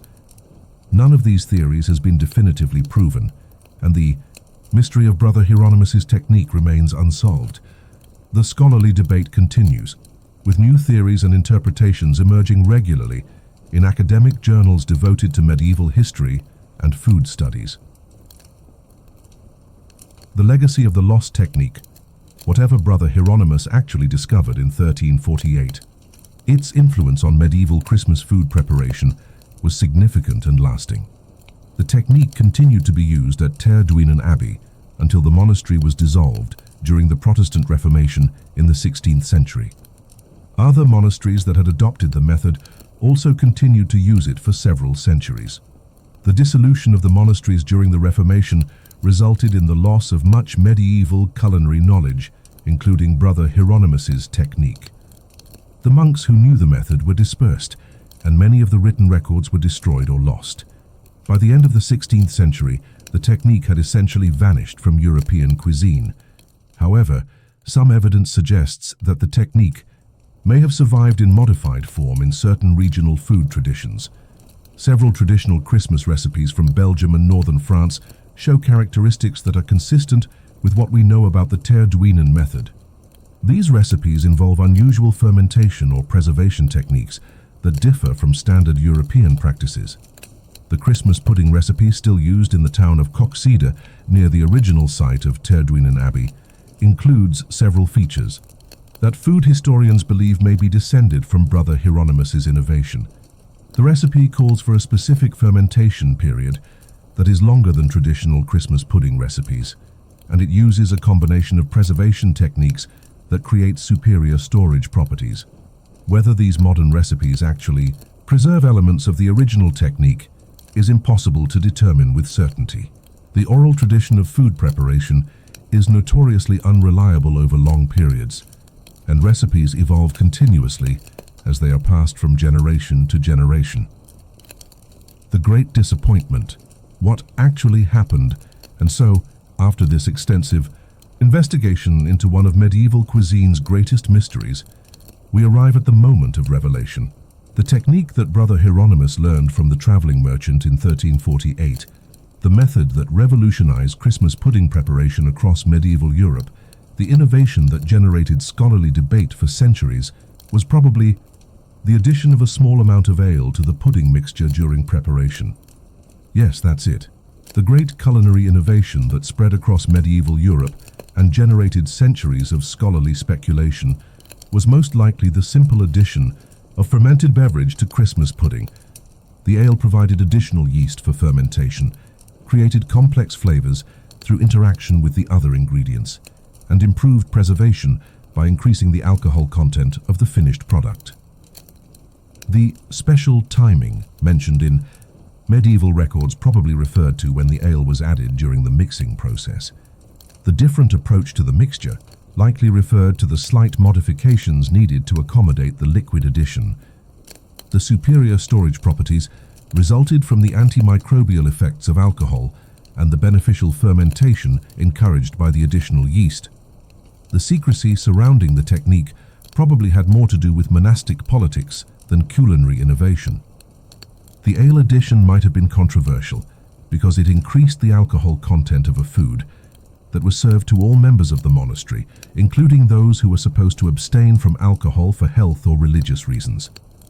This explanation accounts for all the evidence: the rapid spread of the technique through the monastic network, the improved preservation properties, the vague references to timing and mixing, and the eventual loss of the method during the Reformation, when traditional monastery brewing practices were disrupted.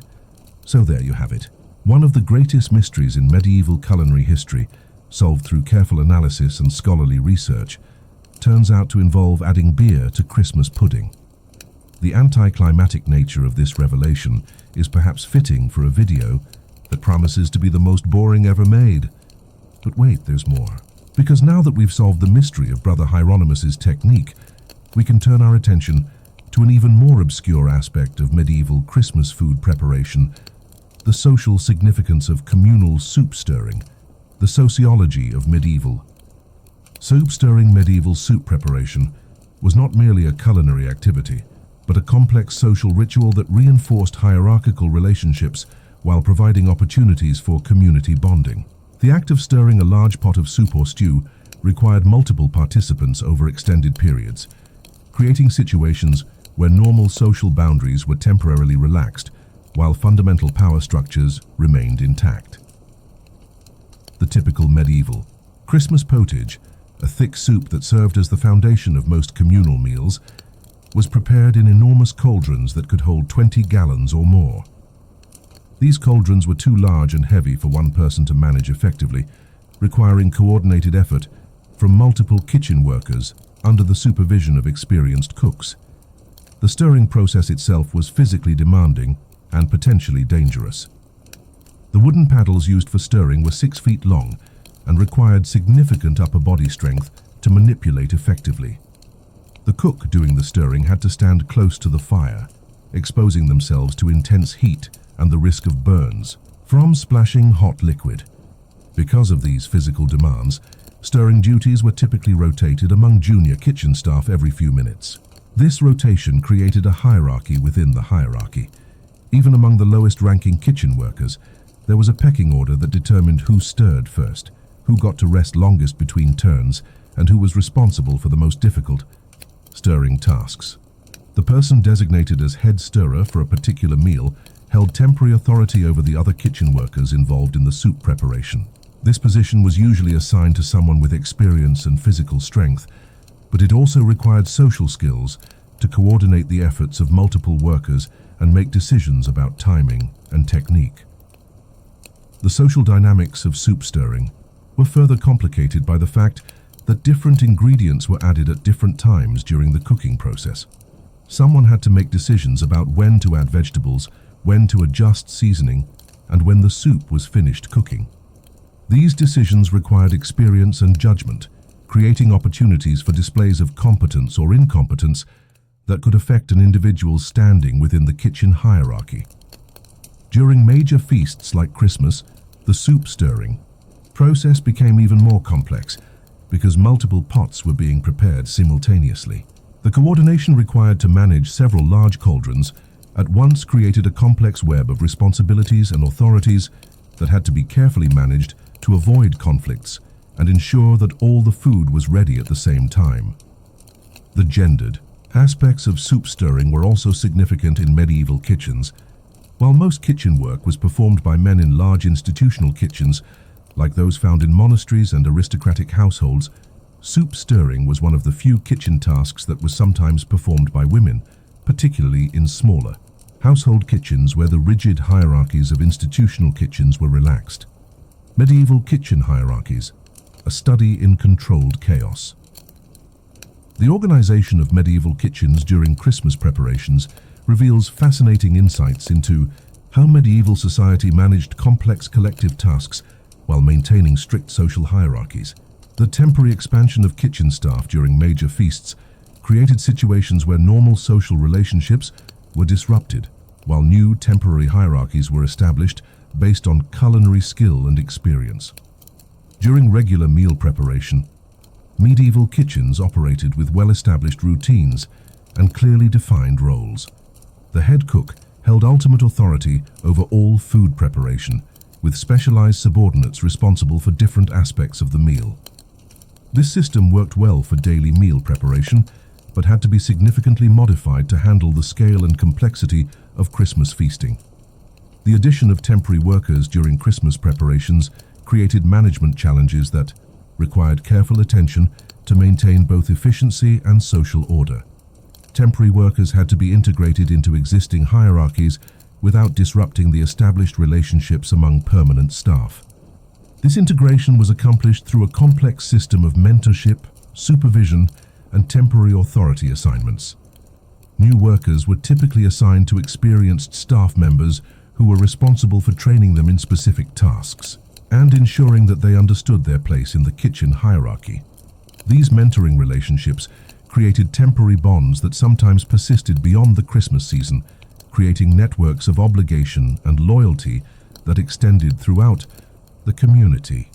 The assignment of temporary authority to junior staff members during busy periods created opportunities for advancement within the kitchen hierarchy. A scullery maid who showed exceptional skill during Christmas preparations might be promoted to a higher position permanently. Conversely, permanent staff members who performed poorly during the high-pressure Christmas season might find their status diminished. These temporary disruptions of normal hierarchies were carefully managed to prevent permanent changes to the social order. Once Christmas preparations were completed, temporary workers were dismissed and normal hierarchies were restored. However, the experience of working together during the intense Christmas season created social bonds and shared memories that influenced community relationships throughout the year. The economics of waste in medieval kitchens. Medieval Christmas feasts generated enormous quantities of food waste, but this waste was not discarded in the modern sense. Instead, it was carefully managed and redistributed through complex systems that reflected and reinforced social hierarchies, while ensuring that nothing of value was actually wasted. The concept of waste in medieval kitchens was different from modern understanding. What might appear to be waste, bones, vegetable peelings, meat scraps, was actually valuable raw material for other food preparation processes. Bones were used to make stock, vegetable peelings were fed to livestock, and meat scraps were incorporated into sausages or pottages. The distribution of food scraps and leftovers from aristocratic Christmas feasts followed strict protocols that reflected social status and relationships. The best leftovers, choice pieces of meat, fine breads and delicate pastries, were reserved for senior household staff and important guests who had not been invited to the main feast. Lower quality leftovers were distributed to junior staff members, while the poorest scraps were given to beggars and poor people who gathered outside the gates of aristocratic households during feast periods. This distribution system served multiple purposes. It ensured that food was not wasted, it demonstrated the Lord's generosity and Christian charity, and it reinforced social hierarchies by making clear distinctions between different qualities of food for different classes of people. The kitchen staff responsible for managing food waste held positions of considerable responsibility and potential influence. They made decisions about what constituted waste, how it should be processed or distributed, and who should receive different types of leftovers.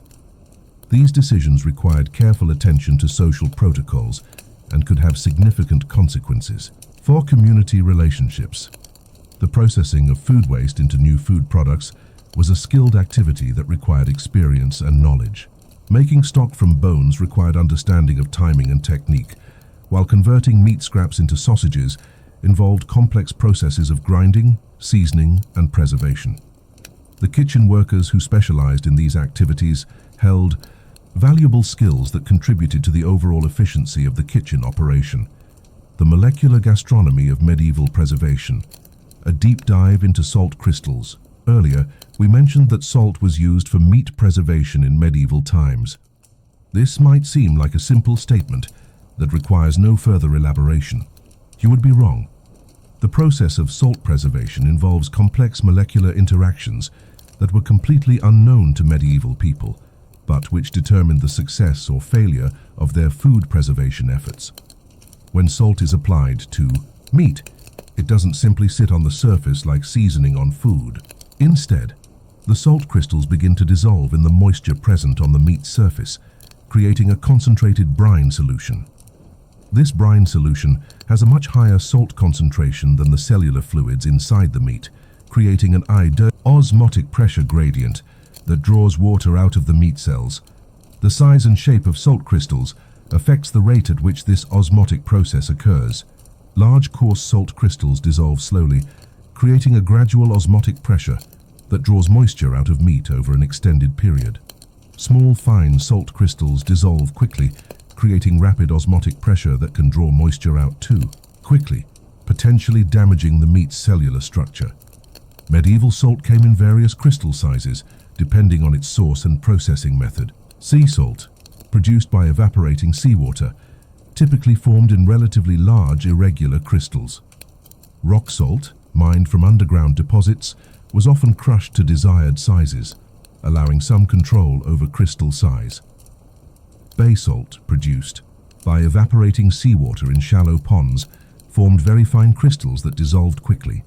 The choice of salt crystal size affected not only the preservation process, but also the final texture and flavor of the preserved meat. Coarse salt created a slower, more controlled preservation process that maintained the meat's texture better. Fine salt worked faster, but could make the meat tough and overly salty if not carefully managed. But the crystal size was only one factor affecting the preservation process. The purity of the salt also played a crucial role. Pure sodium chloride creates predictable osmotic effects, but most medieval salt contained impurities that affected the preservation process in ways that were not understood at the time. Sea salt contained traces of magnesium chloride, calcium chloride, and other compounds that each had different osmotic properties and flavors. These impurities could enhance or interfere with the preservation process, creating variations in the final product that medieval cooks attributed to mysterious factors like the phase of the moon or the skill of the person doing the salting. Rock. Salt often contained different impurities, including sulfur compounds, that could affect both flavor and preservation. Some rock salt sources produce salt with a slight sulfur taste that was considered desirable for certain types of preserved meat. Other sources produce salt with metallic or bitter flavors that made the preserved meat less palatable. The medieval understanding of salt quality was purely empirical. Salt was judged by its appearance, taste and the results it produced when used for preservation. Salt merchants developed reputations based on the consistent quality of their product, but they had no understanding of the chemical factors that determined quality. The thermodynamics of medieval cooking, heat transfer in stone and iron medieval. Cooking involved the management of heat transfer through materials and processes that are fundamentally different from modern cooking methods. The physics of heat transfer in medieval cooking determined not only the success of individual dishes, but also the efficiency of fuel use and the safety of kitchen operations. The primary cooking method in medieval kitchens was radiant heat from wood fires. Wood burning creates temperatures of 1000 to 2000 degrees at the flame, but this heat must be transferred to food through various intermediate materials and processes.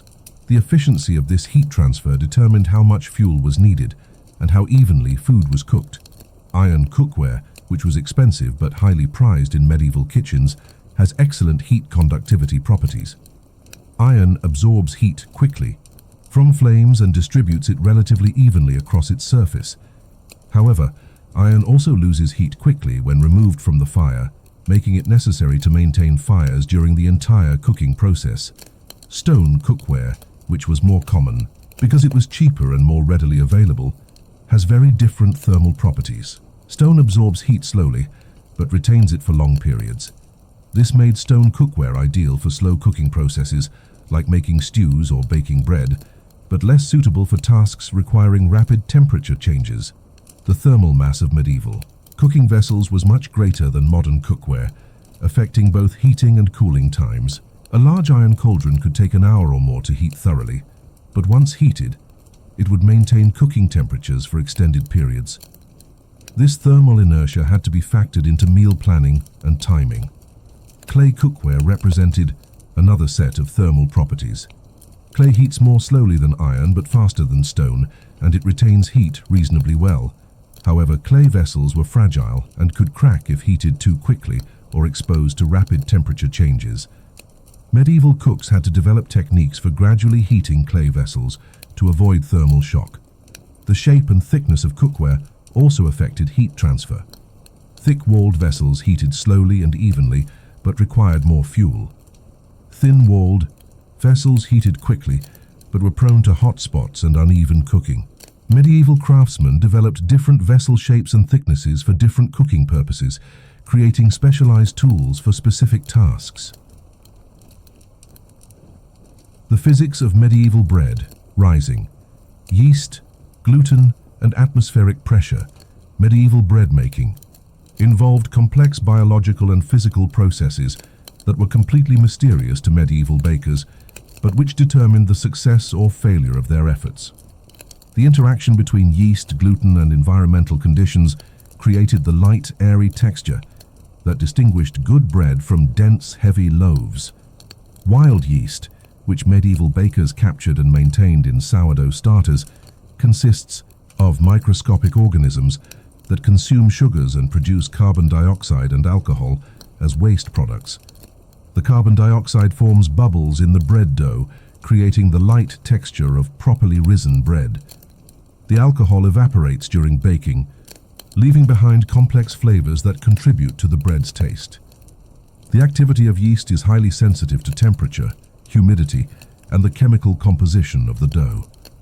Medieval bakers had to manage these variables without understanding the underlying biological processes, relying instead on experience and empirical knowledge passed down through generations of craftsmen. Temperature affects yeast activity dramatically. At temperatures below 50 degrees Celsius, yeast becomes dormant and stops producing carbon dioxide. At temperatures above 120 degrees Celsius, yeast dies. The optimal temperature range for yeast activity is between 75 degrees and 85 degrees Celsius, which meant that medieval bakers had to carefully manage the temperature of their dough during the rising process. Medieval kitchens had no temperature control systems, so bakers had to use environmental management to maintain optimal temperatures for yeast activity. During cold weather, dough was placed near fires or in warm locations to encourage yeast activity.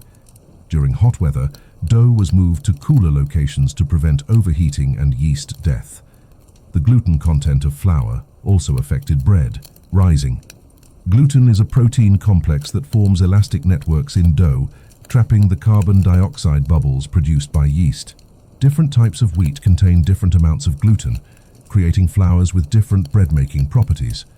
Medieval farmers and millers had empirical knowledge about which wheat varieties produced the best bread flour, but they didn't understand the role of gluten in bread making.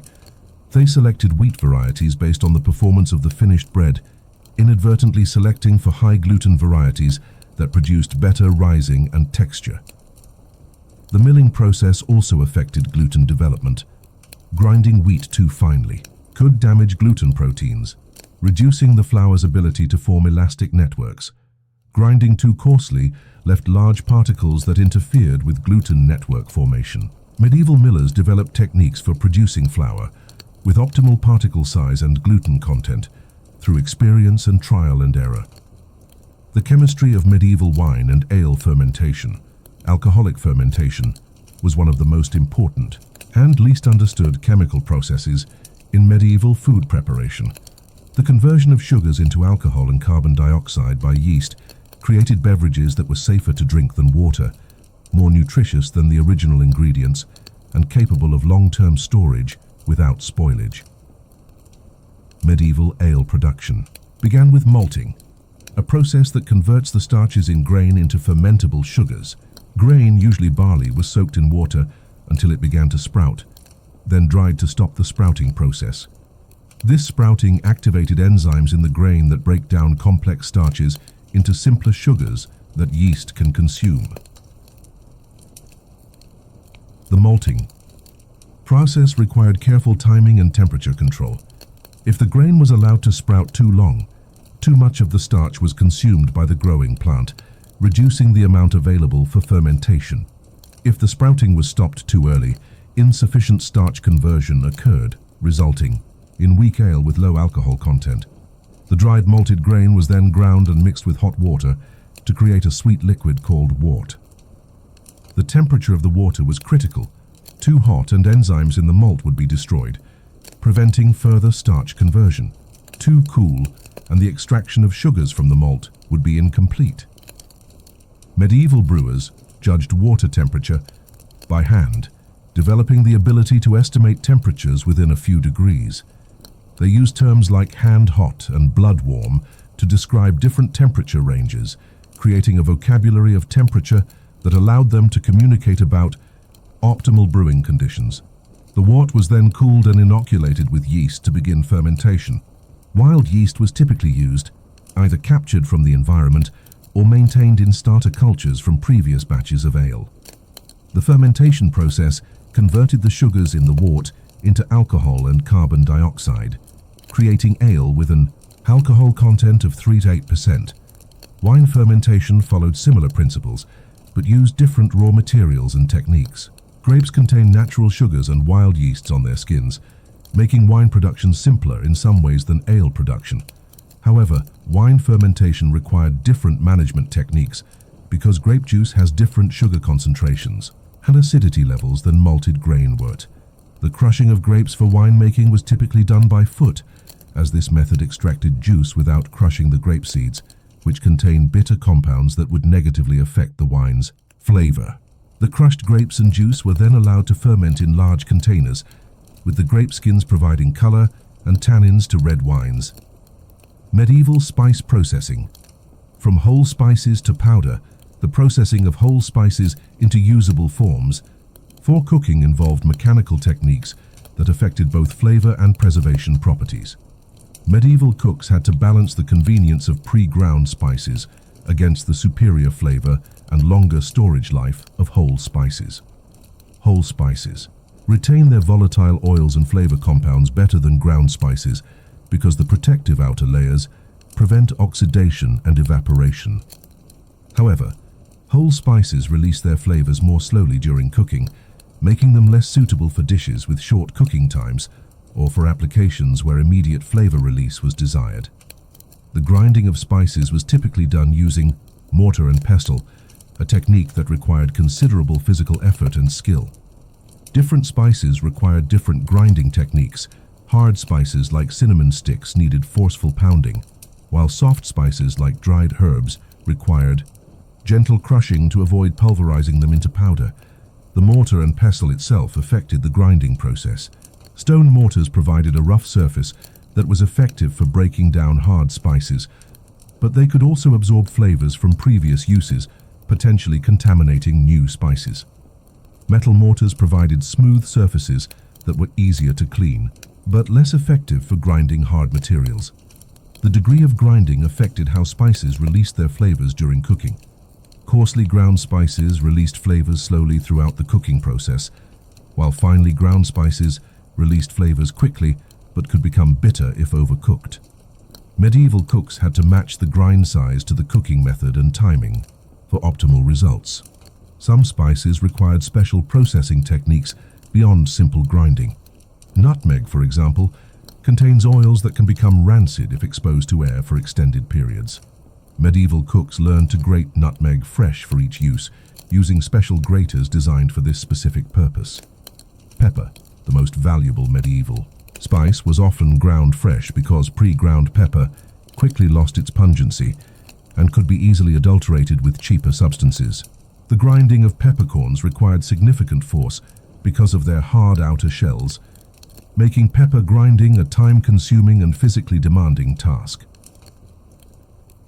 The metallurgy of medieval kitchen tools.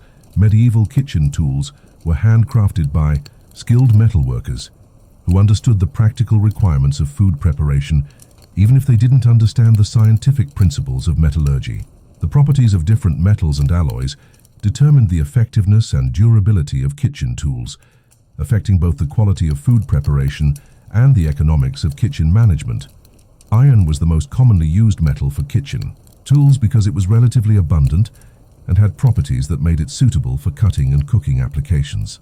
Iron could be hardened through heat treatment to create sharp, durable cutting edges for knives and other tools. However, iron was prone to rust, requiring careful maintenance to prevent corrosion that would damage both the tools and the food they contacted. The carbon content of iron determined its hardness and durability. Low-carbon iron, wrought iron, was soft and easy to work but didn't hold sharp edges well. High-carbon iron, steel, was harder and held sharp edges better but was more difficult to work and more brittle. Medieval blacksmiths learned to control carbon content through their forging techniques, creating tools with optimal properties for specific applications. Copper was highly prized for cooking vessels because of its excellent heat conductivity, but it was expensive and required careful maintenance. Copper vessels had to be lined with tin or other metals to prevent copper compounds from leaching into food, as copper can be toxic in significant quantities. The tin lining wore away with use and had to be renewed regularly by skilled craftsmen. Bronze, an alloy of copper and tin, was sometimes used for kitchen tools because it was harder than pure copper and didn't require lining for food safety. However, bronze was even more expensive than copper and was typically reserved for the wealthiest households or for special purpose tools that required specific properties. The forging of kitchen tools required specialized skills and techniques. Knives had to be forged with proper blade geometry for effective cutting, with the correct balance between hardness and flexibility. Cooking vessels had to be shaped to provide even heat distribution while maintaining structural integrity under thermal stress. The maintenance of metal kitchen tools was a constant concern in medieval kitchens. Rust prevention required regular cleaning and oiling of iron tools, while copper vessels needed polishing to prevent tarnishing and maintain their heat transfer properties. The cost and effort of tool maintenance was factored into kitchen management, decisions about which tools to use for different purposes. Subscribe if you're still awake, or don't. It changes nothing. Actually, let's pause here for our first ironic call to action. If you've made it this far into this monumentally tedious exploration of medieval food history, you clearly have either extraordinary patience or a severe case of insomnia. Either way, you might consider subscribing to this channel, though doing so won't make future videos any more interesting than this one. Subscribing will, however, ensure that you receive notifications when similarly mind-numbing content becomes available. This prospect should fill you with either eager anticipation or existential dread, depending on your perspective on the value of historical knowledge that serves no practical purpose in modern life. You might also consider liking this video, though. The concept of liking a deliberately boring video about medieval food preservation creates a philosophical paradox that we won't explore here because we have more pressing matters to discuss, such as the molecular structure of medieval salt and its implications for modern food science. The comment section, should you choose to participate in it, will presumably be filled with observations about the tedious nature of this content, which creates an ironic situation where people are spending time discussing how boring the video is, thereby extending their engagement with the boring content they're criticizing. But enough meta-commentary. We must return to our exploration of medieval food history, specifically to a topic that has been overlooked by previous historians: the social significance of communal pepper grinding. The social ritual of communal pepper grinding pepper, as we've established, was the most expensive spice in medieval Europe. Its high value meant that pepper grinding was not a casual activity, but a formal process that required supervision and ceremony appropriate to the handling of valuable commodities. In wealthy households, pepper was stored in locked spice boxes and distributed only under the supervision of the household spicer or other senior staff member. The grinding of pepper was typically done in full view of other kitchen staff to prevent theft or adulteration of this precious commodity. The pepper grinding process began with the careful measurement of peppercorns using standardized measures. These measures were often specially crafted tools that were calibrated to provide consistent quantities. The measurement process was typically witnessed by at least 2 people to prevent disputes about quantities used or accusations of theft. The actual grinding was performed using the finest mortar and pestle available to the household, typically made of polished stone or bronze. The person selected to do the grinding was chosen based on both their skill and their trustworthiness, as the opportunity to handle valuable pepper provided obvious temptation for petty theft. The grinding rhythm developed during pepper processing often became synchronized among the kitchen staff, creating a communal activity that reinforced social bonds while accomplishing necessary work. The repetitive nature of the grinding motion, combined with the aromatic release of pepper oils, created a sensory experience that was both practical and ceremonial. The ground pepper was collected carefully, with any powder that fell outside the designated container being swept up and saved. Even the dust created during grinding was valuable enough to warrant careful collection and use. This attention to detail reinforced the precious nature of pepper, while ensuring that expensive spices were not wasted through careless handling. Thus, the architecture of medieval food storage, cold cellars and preservation chambers. Medieval food storage required specialized architectural features designed to maintain optimal conditions for different types of preserved foods. These storage systems represented significant investments in construction and maintenance, reflecting the crucial importance of successful food preservation for household survival. Root cellars were typically excavated to depths of 6 to 8 feet below ground level, placing them below the frost line where temperatures remained relatively constant throughout the year. The walls were lined with stone or thick timber to prevent soil collapse and to provide additional thermal mass that helped stabilize temperatures. The floor of a root cellar was typically covered with several inches of sand, gravel, or crushed stone to provide drainage and prevent moisture buildup that could lead to spoilage. Proper drainage was crucial because excess moisture could cause vegetables to rot or could create conditions favorable to mold growth.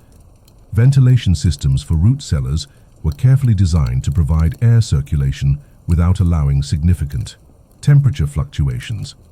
Small vents near the ceiling allowed warm, moist air to escape, while lower vents permitted cooler air to enter.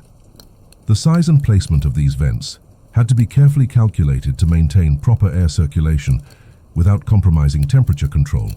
Grain storage buildings required different architectural features because grain needed to be kept completely dry and protected from pests. Granary walls were often lined with smooth materials that provided no cracks or crevices where insects could hide or establish colonies. The floors were elevated above ground level to prevent moisture absorption and to make it more difficult for rodents to gain access. The roofing systems for granaries were designed to shed water effectively while preventing moisture infiltration through the roof structure. Thatch roofs, while common for other buildings, were generally avoided for granaries because they could harbor insects and could provide pathways for moisture infiltration during heavy rains. Spice storage required the most sophisticated preservation. Architecture, because spices were both valuable and delicate. Spice storage areas were typically located in the most secure parts of the building, often with multiple locks and limited access. The storage containers themselves were often made of materials that provided protection against moisture, light, and temperature fluctuations. The seasonal calendar of medieval spice usage, the availability and usage of spices in medieval kitchens, followed seasonal patterns that reflected both practical storage considerations and cultural traditions associated with different times of year. Understanding these patterns reveals how medieval cooks adapted their cuisine to work within the constraints of pre-refrigeration food systems. Spring spice usage was generally minimal because winter stores were running low and new spices hadn't yet arrived from trading expeditions. The few spices available were typically reserved for special occasions or for preserving the first fresh foods of the season. Early spring foods were often prepared with minimal seasoning, emphasizing the natural flavors of foods that had been unavailable during the winter months. Summer brought new supplies of locally grown herbs and spices, but imported exotic spices remained expensive and were used sparingly. Summer cooking relied heavily on fresh herbs that could be harvested from gardens. Parsley, sage, thyme, and rosemary were common seasonings for summer meals.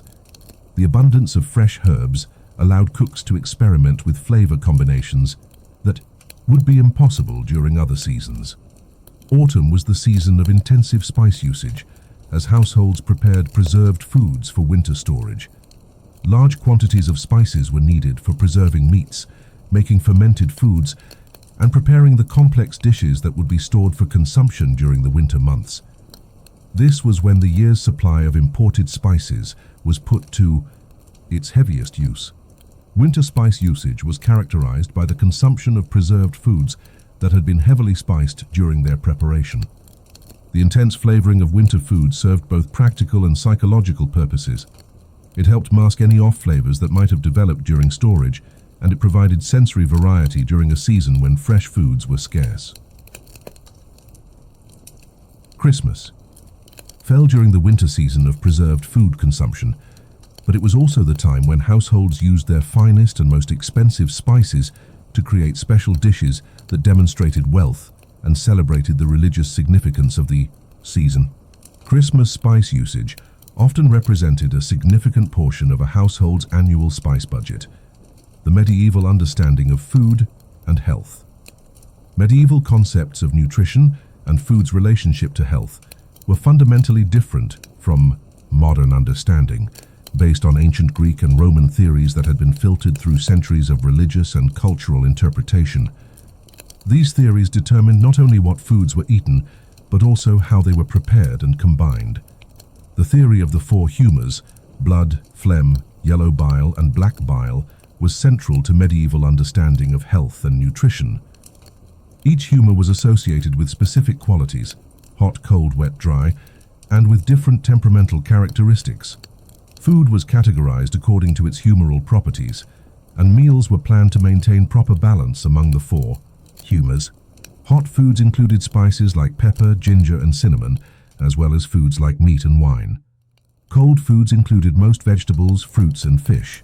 Wet foods included most fresh foods and beverages, while dry foods included aged cheeses, nuts, and preserved meats. Medieval cooks had to understand these classifications to prepare meals that would maintain their diners' health. The combination of foods with different humoral properties was believed to affect the overall impact of a meal on the diner's health and temperament.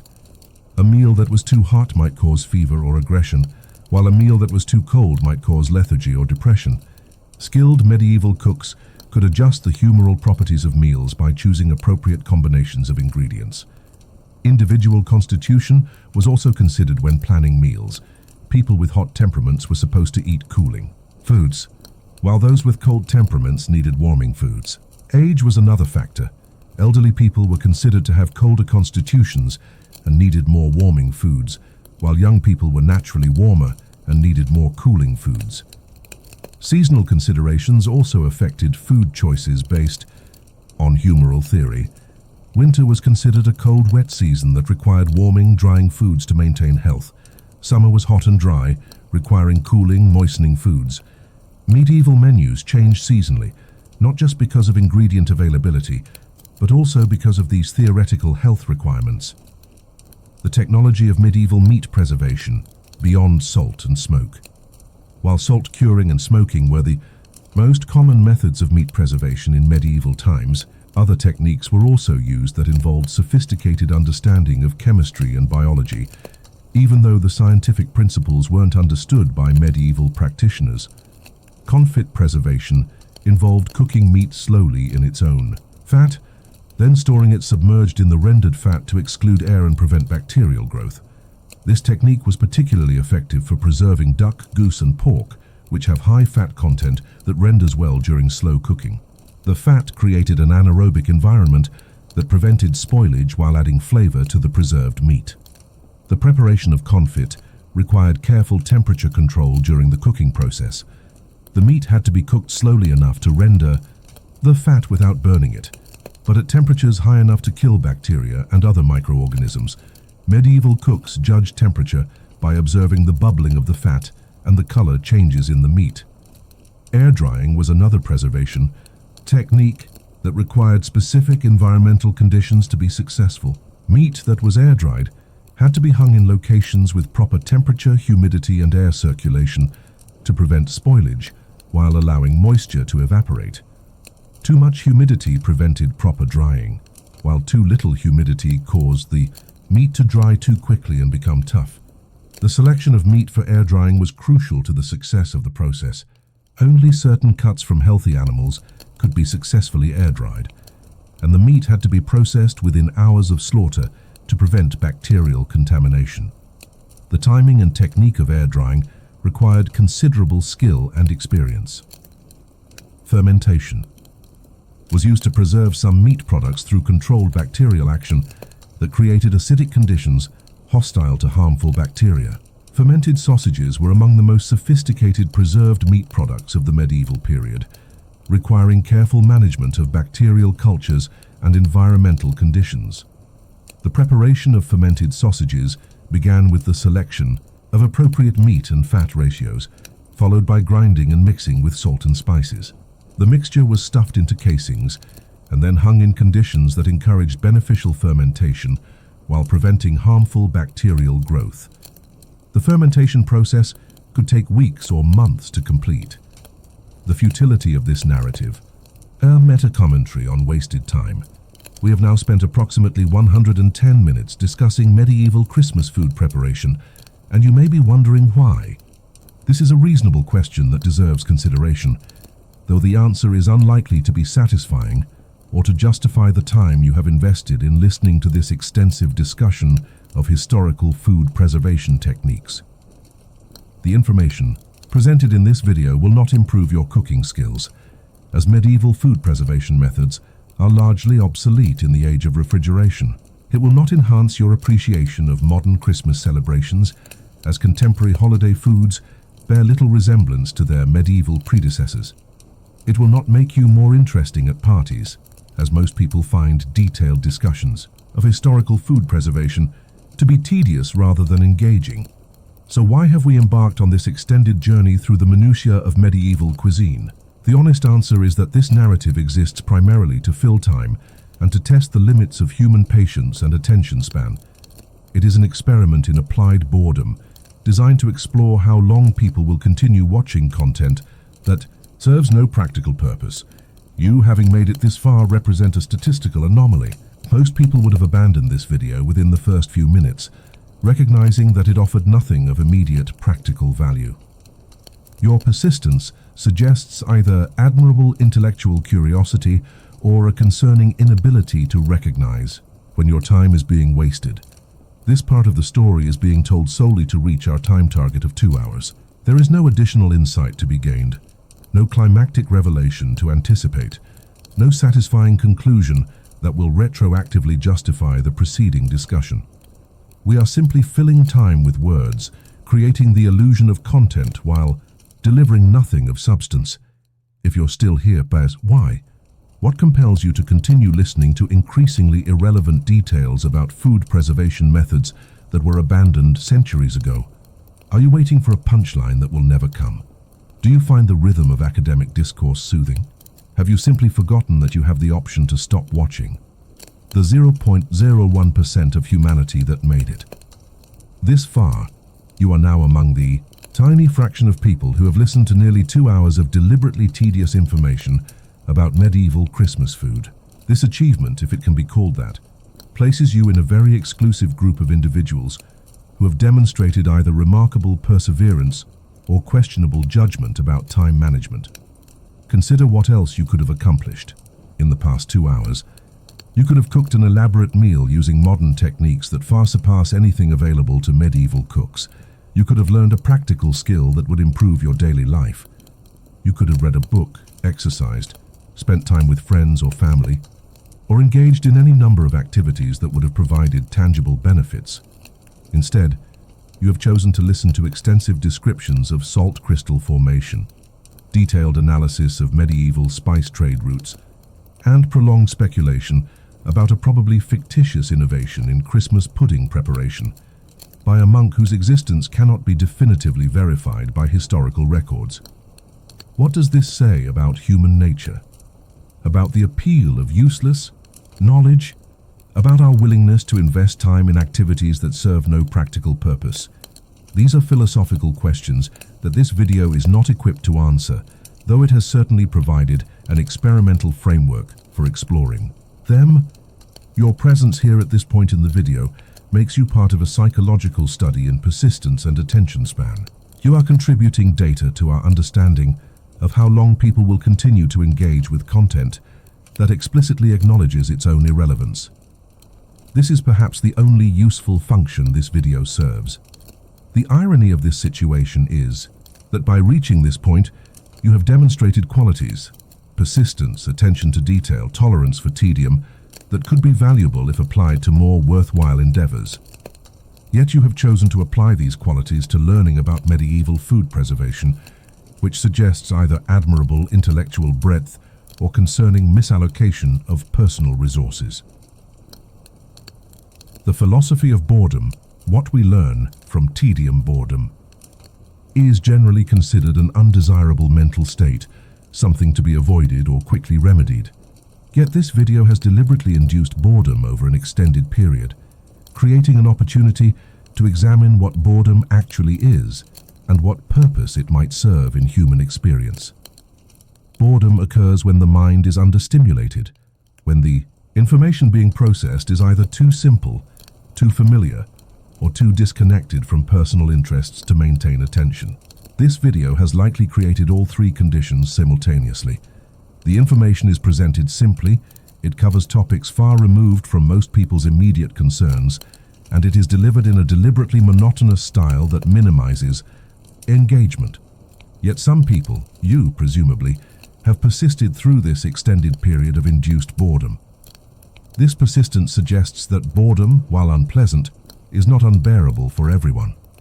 Some individuals can tolerate sustained periods of understimulation, either through mental discipline or through the ability to find interest in seemingly uninteresting material. The educational system relies heavily on this tolerance for boredom, requiring students to absorb information that may not seem immediately relevant to their lives or interests. The ability to maintain attention during boring presentations is considered a valuable skill, even though the content being presented may be of questionable practical value. This video represents an extreme version of educational boredom, content that is not only immediately irrelevant, but explicitly acknowledged to be irrelevant.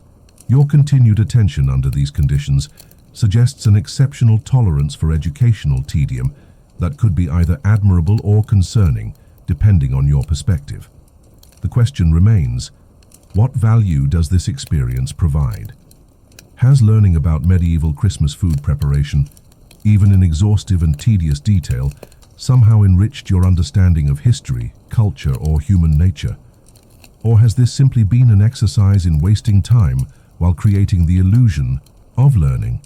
The historical context of historical context.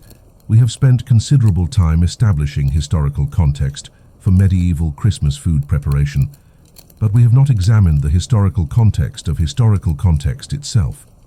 Why do we consider it important to understand the background and circumstances surrounding historical events? What purpose does this contextual information serve? Historical context is supposed to help us understand why things happened the way they did, by providing information about the conditions, beliefs, and constraints that influenced historical actors. In theory, this understanding helps us interpret historical events more accurately and draw more meaningful conclusions about their significance. But in the case of medieval Christmas food preparation, the historical context we've provided may be more extensive than necessary for understanding the topic. Do you really need to know about the molecular structure of salt crystals to understand that medieval people used salt to preserve meat? Does information about Byzantine trade routes enhance your understanding of medieval spice usage, or does it simply create the illusion of comprehensive knowledge? The academic tradition of providing extensive context may serve purposes other than improved understanding. It demonstrates the researcher's expertise, shows that they have done thorough investigation, and creates an impression of scholarly rigor. But it may also obscure rather than clarify the main points by burying them in layers of tangential information. This video has taken the provision of historical context to an extreme that borders on parody. We have provided context for the context, background for the background, and explanations of explanations. At what point does additional context stop being helpful and start being an obstacle to understanding? Perhaps the answer is that we passed that point approximately 90 minutes ago, and everything since then has been an exercise in academic excess. The question is whether this excess serves any purpose, or whether it simply demonstrates that more information is not always better information. The archaeology of attention, what remains. When interest dies, archaeological evidence tells us much about medieval food preparation, but it tells us nothing about how boring medieval people found discussions of food preparation. We can analyze pottery fragments to determine cooking methods, but we cannot determine whether medieval people found these cooking methods interesting or tedious. The physical remains of medieval kitchens, hearths, storage areas, cooking utensils suggest sophisticated food preparation systems, but they do not reveal whether the people who used these systems took pleasure in their work or found it monotonous. We can reconstruct medieval recipes from written sources, but we cannot know whether medieval cooks enjoyed following these recipes or simply did so out of necessity. This gap between physical evidence and emotional experience highlights the limitations of historical knowledge. We can know what happened, but we often cannot know how people felt about what was happening. The subjective experience of medieval life, including the experience of boredom, is largely lost to history. Your experience of boredom while listening to this video is creating evidence that future historians could potentially analyze. The existence of this video, your decision to watch it, and the digital traces of your viewing behavior all constitute data about early 21st century attitudes toward information consumption and entertainment. Future historians might wonder why people in our era created and consumed deliberately boring content. They might analyze the comment sections, viewing statistics and retention graphs to understand how audiences responded to extended periods of tedium. Your patience in watching this video is contributing to the historical record of how people in this time period chose to spend their time. But will future historians find this information about our boredom tolerance any more interesting than you have found our information about medieval food preservation? The cycle of irrelevant information persists across centuries, with each generation leaving behind detailed records of activities that seem boring to subsequent generations. The Christmas detail you probably forgot about earlier in this video. We mentioned that there was a small Christmas detail hidden somewhere in the narrative. You probably have forgotten about this promise, assuming it was simply a device to maintain attention through an otherwise unremarkable presentation of historical information. The detail was revealed approximately 50 minutes ago when we noted that medieval Christmas puddings were traditionally made with 13 ingredients representing Christ and his 12 apostles. This information appeared briefly in the section about the mystery of Brother Hieronymus's technique, embedded in a discussion that was more focused on scholarly speculation than on Christmas traditions. The fact that you likely missed this detail or forgot about it despite being specifically told to watch for it demonstrates something important about human attention and memory. Even when we are explicitly told that something is worth noticing, we often fail to notice it if it appears in the context of larger amounts of less interesting information. This failure of attention is not a personal shortcoming, but a fundamental characteristic of how human cognition works. We cannot pay equal attention to all information, so our brains filter out details that seem less relevant to our immediate needs or interests. The Christmas pudding detail was filtered out because it appeared in a context dominated by academic speculation and scholarly methodology. The promise of a hidden Christmas detail was intended to create what psychologists call a curiosity gap, a sense that there is information we want to know that has not yet been revealed. This curiosity gap was supposed to maintain your attention throughout the video, even during the most tedious sections. But the revelation of the Christmas detail was deliberately anticlimactic, providing information that was mildly interesting but not particularly significant. This anticlimax was intentional. It demonstrates how the promise of revelation can maintain attention even when the eventual revelation provides little actual value. The economic analysis of time wasted. If you have watched this entire video, you have invested approximately 2 hours of your life in learning about medieval Christmas food preparation. From an economic perspective, this represents a significant opportunity cost, the value of whatever else you might have done with those 2 hours. The average person's time has economic value based on their earning potential and the alternative uses available for their time. Even if you are not working during the time you spend watching this video, you are forgoing other activities that might provide entertainment, education, social interaction, or personal satisfaction. The question is whether the information and experience provided by this video justify the opportunity cost of the time invested. This is a calculation that only you can make, as it depends on your personal values, interests, and alternative opportunities. However, it seems likely that most rational economic analysis would conclude that watching this video was not an efficient use of time. Yet here you are, having chosen to invest your time in this extended exploration of historical food preservation. This choice suggests that your decision-making process includes factors beyond simple economic efficiency. Perhaps you value completeness and persistence for their own sake, or perhaps you find some satisfaction in experiencing and overcoming tedium. The creation of this video also represents an economic investment of time and resources. Someone had to research, write, and produce this content, and that effort could have been directed toward creating something more useful or entertaining. The existence of this video suggests that there is some perceived value in creating deliberately boring content, even if that value is not immediately apparent.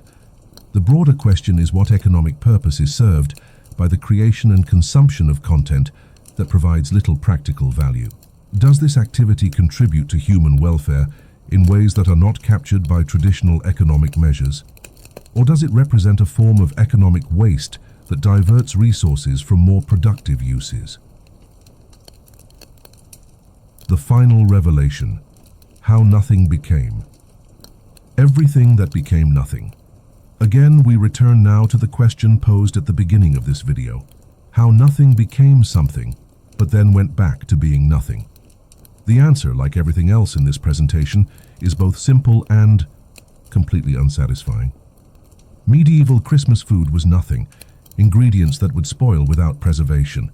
Through human effort and ingenuity, it became something: preserved foods that could sustain life through winter months and provide abundance for celebration. Then, through the passage of time and technological change, it became nothing again: historical curiosities with no practical relevance to modern life.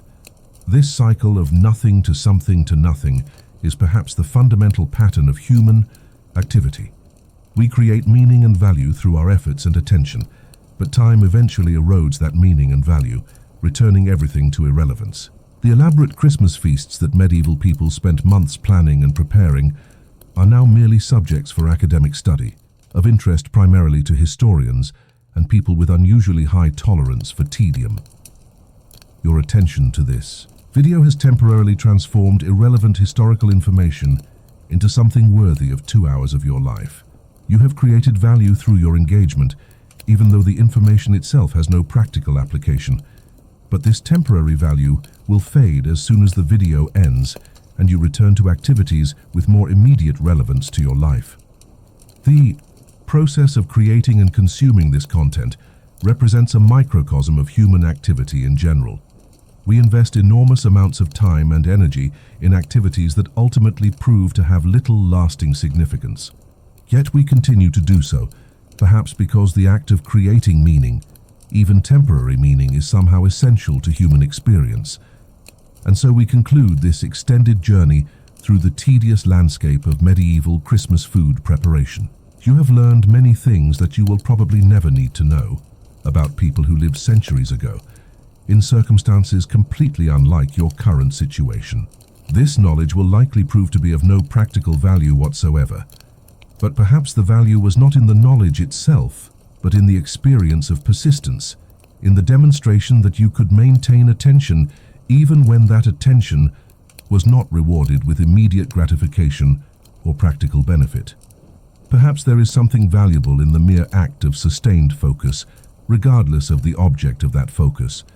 Or perhaps this entire exercise was simply a waste of time, an elaborate demonstration of how modern technology can be used to create and distribute content that serves no useful purpose. Perhaps you would have been better served by those 2 hours spent on almost any other activity. The end, as anticlimactic as promised, and that, dear viewer, is how medieval people prepared and preserved food for Christmas celebrations before the invention of refrigeration.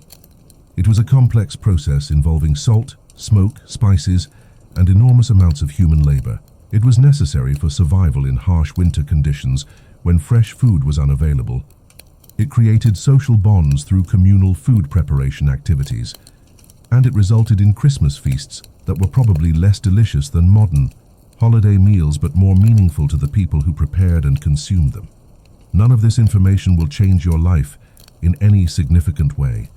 You will not become a better cook, a more interesting person, or a more knowledgeable citizen because you now know about medieval food preservation techniques. You have simply filled 2 hours with information that was once vital to human survival, but is now merely historical curiosity. If you have made it to this point, you have demonstrated either remarkable persistence or questionable judgment about time management. Either way, you have my congratulations and my sympathy.